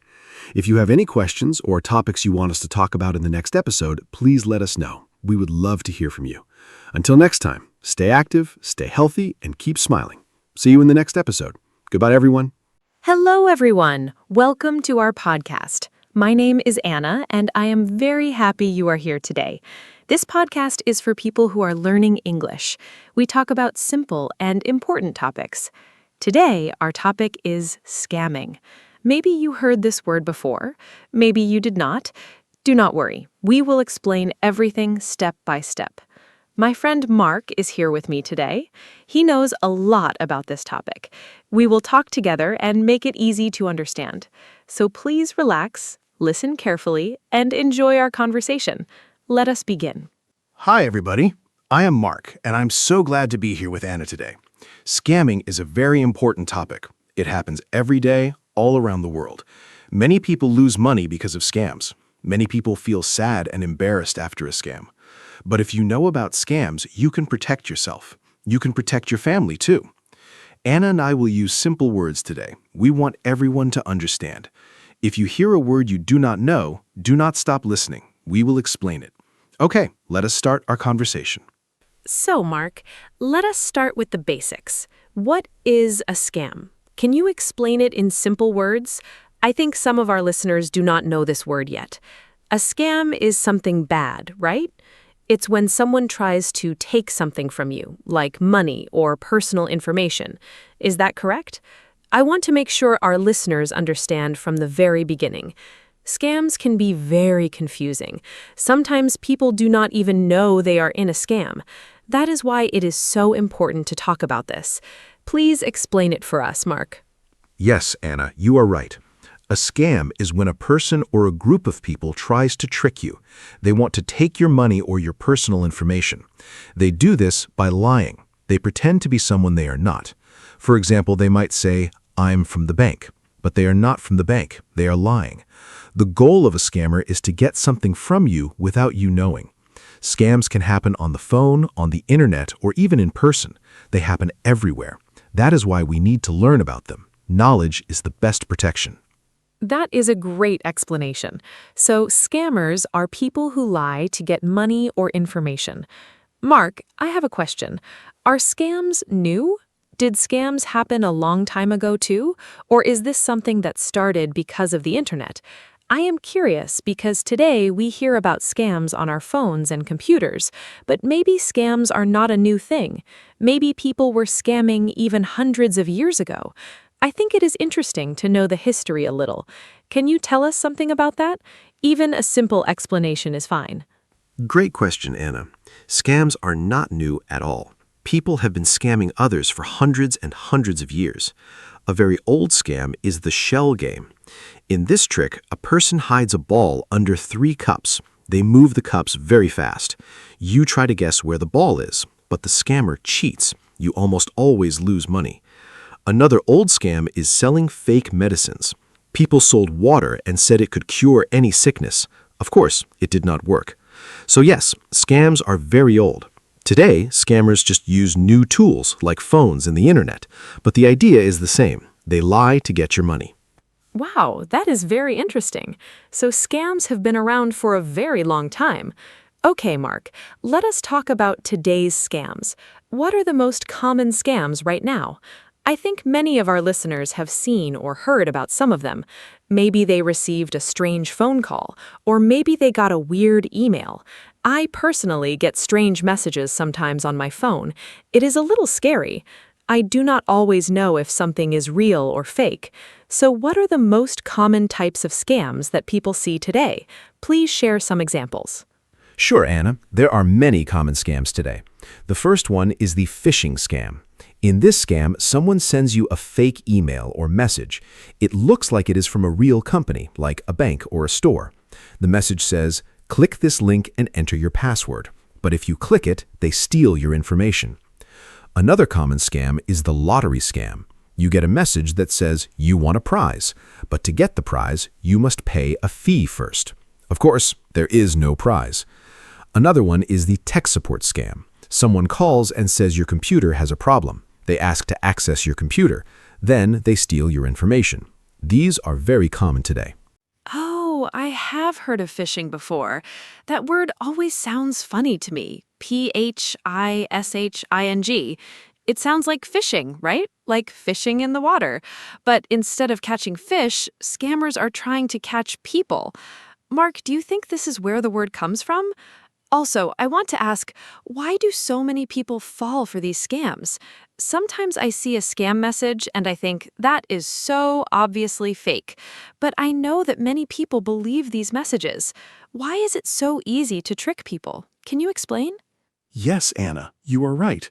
Phishing does come from the word fishing. Scammers are fishing for victims, just like catching fish. It is a clever word. Now, why do people fall for scams? There are a few reasons. First, scammers are very good at lying. They practice a lot. They know what words to use.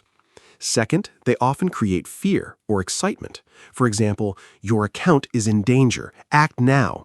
When people feel scared, they do not think carefully. They just react. Third, some people are lonely or sad, and scammers pretend to be their friend. This makes it easy to trick them. Scammers understand human feelings very well. That is why it works. That makes a lot of sense. Scammers use fear and emotion to trick people. That is very clever, but in a bad way. Mark, let us talk about a specific type of scam. I want to ask about romance scams. I have heard this term before. I think it is when someone pretends to love you online, but it is all fake. Is that right? I feel very sad when I hear about romance scams. People are looking for love and friendship, and then someone uses that against them. Can you explain how romance scams work? I think this is important for our listeners to know. Yes, Anna. Romance scams are very sad and very common. Here's how they work. A person creates a fake profile on a dating app or social media.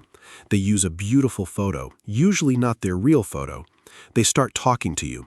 They're very kind and sweet. They say they love you very quickly. Then, after some time, they ask for money. Maybe they say they are sick and need help. Or they say they are stuck in another country and need a ticket home. But none of it is true.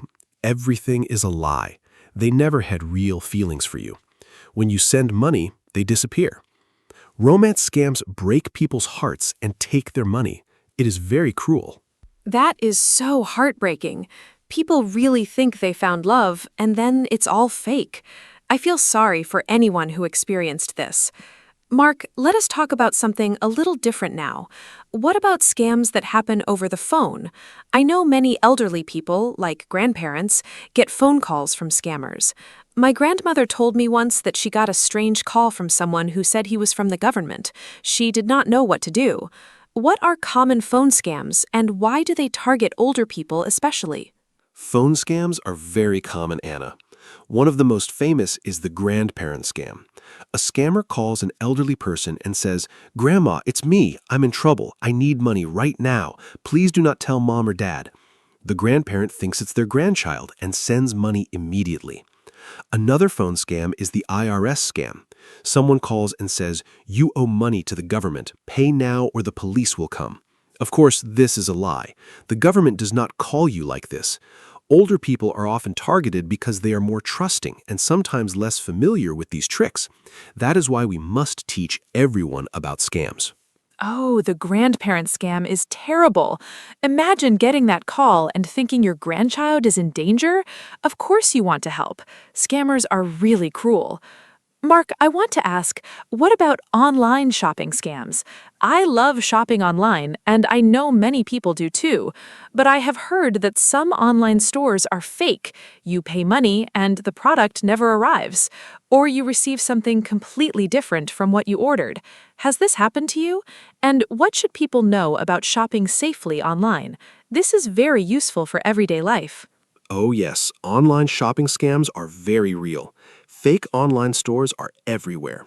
They look just like real stores. They have nice photos and low prices. That's the trick. The prices are too low. You think you're getting a great deal. You pay and then nothing arrives. Or you get a very cheap, broken product. I have a friend who bought expensive shoes online for a very low price. He waited 2 months and then he received tiny plastic shoes, like toys. He was very angry. So the rule is, if the price looks too good to be true, it probably is a scam. Always buy from stores you know and trust. Ha, tiny plastic shoes. That is funny, but also very frustrating for your friend. Okay, so we need to be careful about prices that are too low. Mark, let us talk about email scams now. I get so many strange emails. Sometimes they say I won something. Sometimes they say my account is locked. Sometimes they say a prince from another country wants to send me money. That last one always makes me laugh. Have you heard of the Nigerian prince scam? It is very old, but people still fall for it. Can you explain how it works and why people still believe it? Yes, the Nigerian prince scam is one of the most famous scams in the world. Here's how it works. You get an email from someone who says they are a rich prince or a businessman in another country. They say they have millions of dollars, but they need your help to move the money. If you help them, they will give you a big reward, maybe 10 or 20% of the money. But first, you need to pay a small fee to start the process. Of course, there is no prince and no money. Once you pay, they ask for more money, then more. They keep asking until you stop. It sounds silly, but millions of people have lost money to this scam. It is a very powerful trick. Wow, millions of people? That is shocking. And it sounds so unbelievable, a prince sending emails asking for help. But I understand now. When people see a huge amount of money, they stop thinking clearly. Greed can be dangerous. Mark, let us talk about social media scams now. I use social media every day. I see advertisements all the time. Sometimes I wonder if they are real. What are common scams on social media? I think young people especially need to know about this because young people spend so much time on platforms like Instagram, Facebook, or TikTok. What should they watch out for? Great point, Anna. Social media scams are everywhere. One common scam is the fake giveaway. A fake account pretends to be a famous person or a big company. They say, "We are giving away $1,000. Follow us and share this post to win." But it's all fake. They just want more followers. Another scam is fake influencer products. An account promotes a product with amazing results, like a cream that makes you look 10 years younger in one day. You buy it, and it does nothing. A third scam is investment scams. Someone says, "Give me $100 and I will make it 1,000 in 1 week." Of course, that money disappears. Always be careful with things that sound too good. Those fake giveaways are everywhere. I see them all the time. And I admit, sometimes they look very real. Mark, I want to ask about something called identity theft. I hear this phrase a lot, but I'm not 100% sure what it means. Does it mean someone steals your personal information and pretends to be you? That sounds very scary. Can you explain what identity theft is, how scammers do it, and what can happen if someone steals your identity? I think this is a very important topic, and our listeners need to know about it. Yes, Anna, identity theft is very serious. It means someone takes your personal information like your name, your address, your date of birth, or your bank details, and uses it to pretend to be you. For example, they might open a bank account in your name or buy things with your credit card. How do they get your information? Sometimes through phishing emails, sometimes through fake websites. Sometimes they even go through your trash to find old documents with your information. The effects can be very bad. You might lose money. Your credit score might go down. It can take months or years to fix the problem. That is why protecting your personal information is so important. Going through your trash. I never thought about that. That means we even need to be careful with old papers and documents. Mark, let us talk about something positive now. How can people protect themselves from scams? I think our listeners want to know what they can do. It is good to know about the dangers, but it's also important to know the solutions. What are the most important rules for staying safe? If you had to give just 3 or 4 simple tips, what would they be? Please keep it simple so everyone can remember. Great idea, Anna. Here are my top tips. Number 1, never give your personal information to someone you do not know. This includes your passwords, bank details, or ID numbers. Number 2, if something sounds too good to be true, like a big prize or a huge investment, it's probably a scam. Number 3, don't click on links in emails or messages from people you don't know. Go directly to the official website instead. And number 4, take your time. Scammers always try to create urgency. They say act now or only today. A real company will give you time to think. If you feel pressured, that's a warning sign. Stop and think before you do anything. Those are wonderful tips, simple and easy to remember. I especially like the last one. Take your time. Scammers want you to act fast so you do not think, so slowing down is a great defense. Mark, I want to talk about what to do if you think you are being scammed right now, in the middle of it. What if someone is on the phone with a scammer and they suddenly realize something is wrong? What should they do? Should they say something? Should they just hang up? I think many people do not know how to react in that moment. It can be scary and confusing. That is a very important question. If you think you are talking to a scammer, the best thing to do is stop the conversation immediately. Just hang up the phone. You do not need to explain or say goodbye. If it's an email or message, do not reply. Do not click any links. Do not give any information. If you already gave some information, like your phone number or email, change your passwords right away. If you gave financial information, like a credit card number, call your bank immediately and tell them what happened. Also, report the scam to the police or a consumer protection agency in your country. Reporting helps protect other people too. Remember, you do not need to feel embarrassed. Scammers are professionals. It can happen to anyone. That is very reassuring. It can happen to anyone. And you are right, people should not feel embarrassed. Scammers are very clever. Mark, let us talk about what happens after a scam. If someone has already been scammed, they already lost money, what can they do? Can they get their money back? I know some people feel hopeless after a scam. They feel ashamed and do not tell anyone. But I think it's important to speak up. What advice do you have for someone who is already a victim of a scam? This is so important, Anna. First, I want to say if you were scammed, it is not your fault. Scammers are very good at what they do. They trick smart people every day, so please do not feel ashamed. Now, what can you do? First, report it. Tell the police, tell your bank, tell a consumer protection organization. Some countries have special departments for cybercrime. Second, if you paid by credit card, contact your bank quickly. Sometimes they can stop the payment or return the money. If you paid by wire transfer or gift card, unfortunately, it is very hard to get the money back. Third, warn others. Tell your friends and family so they don't fall into the same trap. Your experience can help others. That is such good advice. Reporting is so important, not just to help yourself, but to help others too. Mark, I want to ask about gift cards. I heard that scammers love gift cards. Why do scammers ask for gift cards instead of bank transfers? I found this very strange when I first heard about it. A gift card is just for buying things in a store, right? Like an iTunes card or a Google Play card. Why would a scammer want that? And what should people do if someone asks them to pay with a gift card? Is this always a scam? Excellent question, Anna. Scammers love gift cards for one big reason. They are almost impossible to trace. When you send money by bank transfer, the bank can sometimes find it or stop it. But with a gift card, you just give the numbers on the back of the card. The scammer uses those numbers immediately to get money. It's very fast and very anonymous. That is why scammers say, go to the store, buy a $200 Google Play card, and give me the numbers.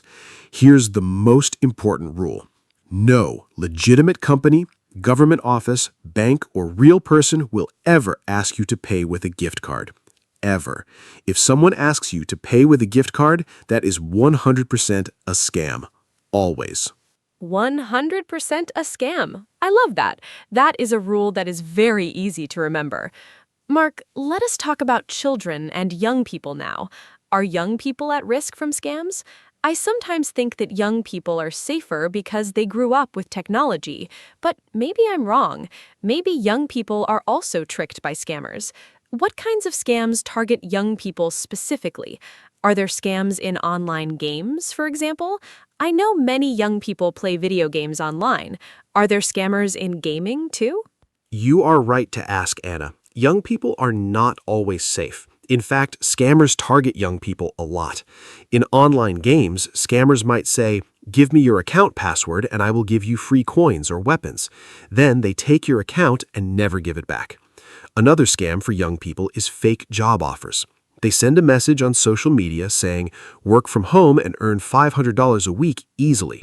The young person is excited, but then they ask for money first to buy training materials or supplies. Of course, there is no job. Scammers also use social media to create fake profiles and ask young people for personal photos or information.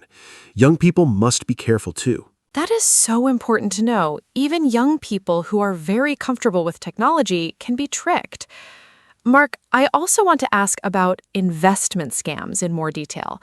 I hear a lot about cryptocurrency scams these days. Many people are interested in Bitcoin and other cryptocurrencies, and scammers use this interest to steal money. How does a cryptocurrency scam work? Is it hard to recognize? I know this might be a little more complicated, but please explain it simply so our A1 and A2 listeners can understand the basic idea. Sure, Anna. Cryptocurrency scams are very common right now. Here's a simple example.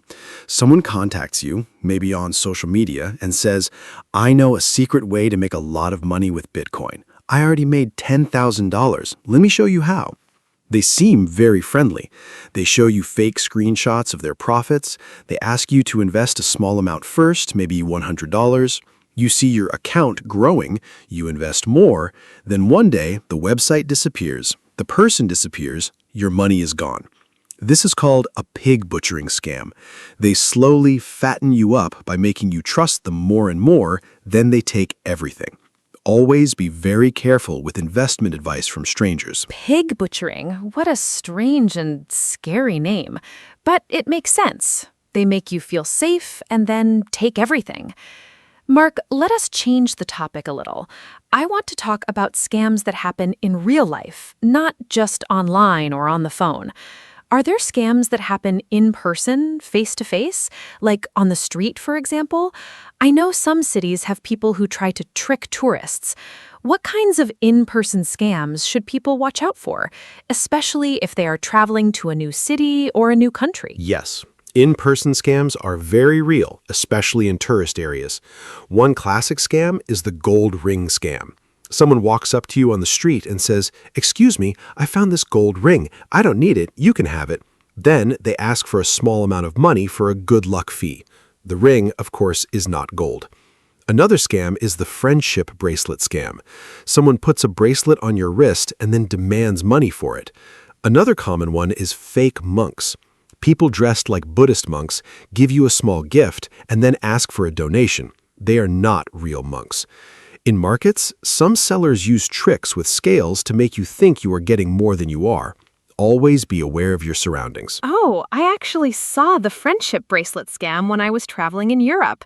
Someone tried to put a bracelet on my wrist, and I quickly said no and walked away. Now I understand exactly what was happening. Mark, let us change the topic a little. I want to talk about one more type of scam, job scams. I know many people are looking for jobs, especially young people, and scammers know this. They create fake job advertisements. What does a fake job advertisement look like, and how can someone tell if a job offer is real or fake? This is very practical information that can really help people. Job scams are a huge problem, Anna. A fake job advertisement usually has these signs. First, the salary is unrealistically high, like earn $2,000 a week working only 2 hours a day from home. Second, they don't require any experience or skills. Real good jobs almost always need some qualifications. Third, they ask you to pay money before you start for training, uniforms, or background checks. Legitimate employers never ask workers to pay before starting. Fourth, the communication is strange, bad grammar in the emails, or they only communicate by WhatsApp or Telegram, not by official company email. Fifth, you can't find information about the company online. If you see these signs, be very careful. Research the company before you apply. Those are such helpful signs to watch out for. I love how you gave us a clear list. Mark, I think it is also important to talk about how to report a scam. We mentioned this briefly before, but let's go a little deeper. If someone in another country is trying to scam people in your country, who do you even call? Is there a special number? And does reporting actually make a difference? Sometimes people feel like reporting is useless, like nothing will happen. What do you think? Does reporting scams actually help? Reporting absolutely helps, Anna. Maybe your report alone won't stop a scammer immediately, but when many people report the same scammer, the police and agencies can take action. In most countries, you can report scams to the National Police, the Consumer Protection Agency, or a special cybercrime department. In the United States, for example, you can report to the FTC, the Federal Trade Commission. In the UK, there's Action Fraud. In many countries, you can also report scam phone numbers directly to your phone company. Your report adds important data. It helps investigators find patterns and stop criminals. So yes, please report every scam. Even if you didn't lose any money, your information matters. That is great motivation to report. Every report matters. Mark, before we start wrapping up, I want to ask one more important question. What about people who feel too embarrassed to tell anyone they were scammed? I know this is a real problem. Victims often feel ashamed or stupid. They do not want to tell their family or friends. They keep it secret. But keeping it secret can be dangerous, right? How can we help people feel comfortable talking about scams? And how should friends and family react when someone tells them they were scammed? What is the right way to support them? This is so important, Anna. Shame is one of the biggest problems after a scam. People feel stupid and do not ask for help. But the truth is, if you were scammed, you are not stupid. Scammers spend years learning how to trick people. It is their full-time job. They are professionals. If a family member or friend tells you they were scammed, please do not laugh or say, "How could you believe that?" That is the worst thing you can do. Instead, listen to them. Tell them it is not their fault. Help them take the next steps, like calling the bank or reporting to the police. Be patient and kind. The emotional pain after a scam can be very real. Support and understanding can make a huge difference. Beautifully said, Mark. Kindness and support are so important. I think we covered so many great topics today. We talked about what scams are, the history of scams, different types of scams, phone scams, email scams, romance scams, job scams, crypto scams, in-person scams, and more. We talked about how to protect ourselves and what to do if we are scammed. I feel like our listeners have learned so much today. Mark, is there anything else you want to add before we close? Any final thoughts or one last important message for our listeners?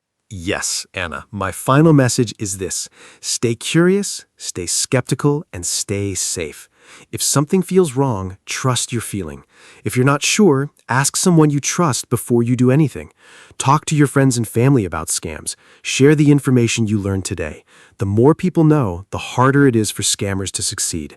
And remember, scammers want you to feel alone and scared, but you are not alone. There are people who can help you. There are laws to protect you.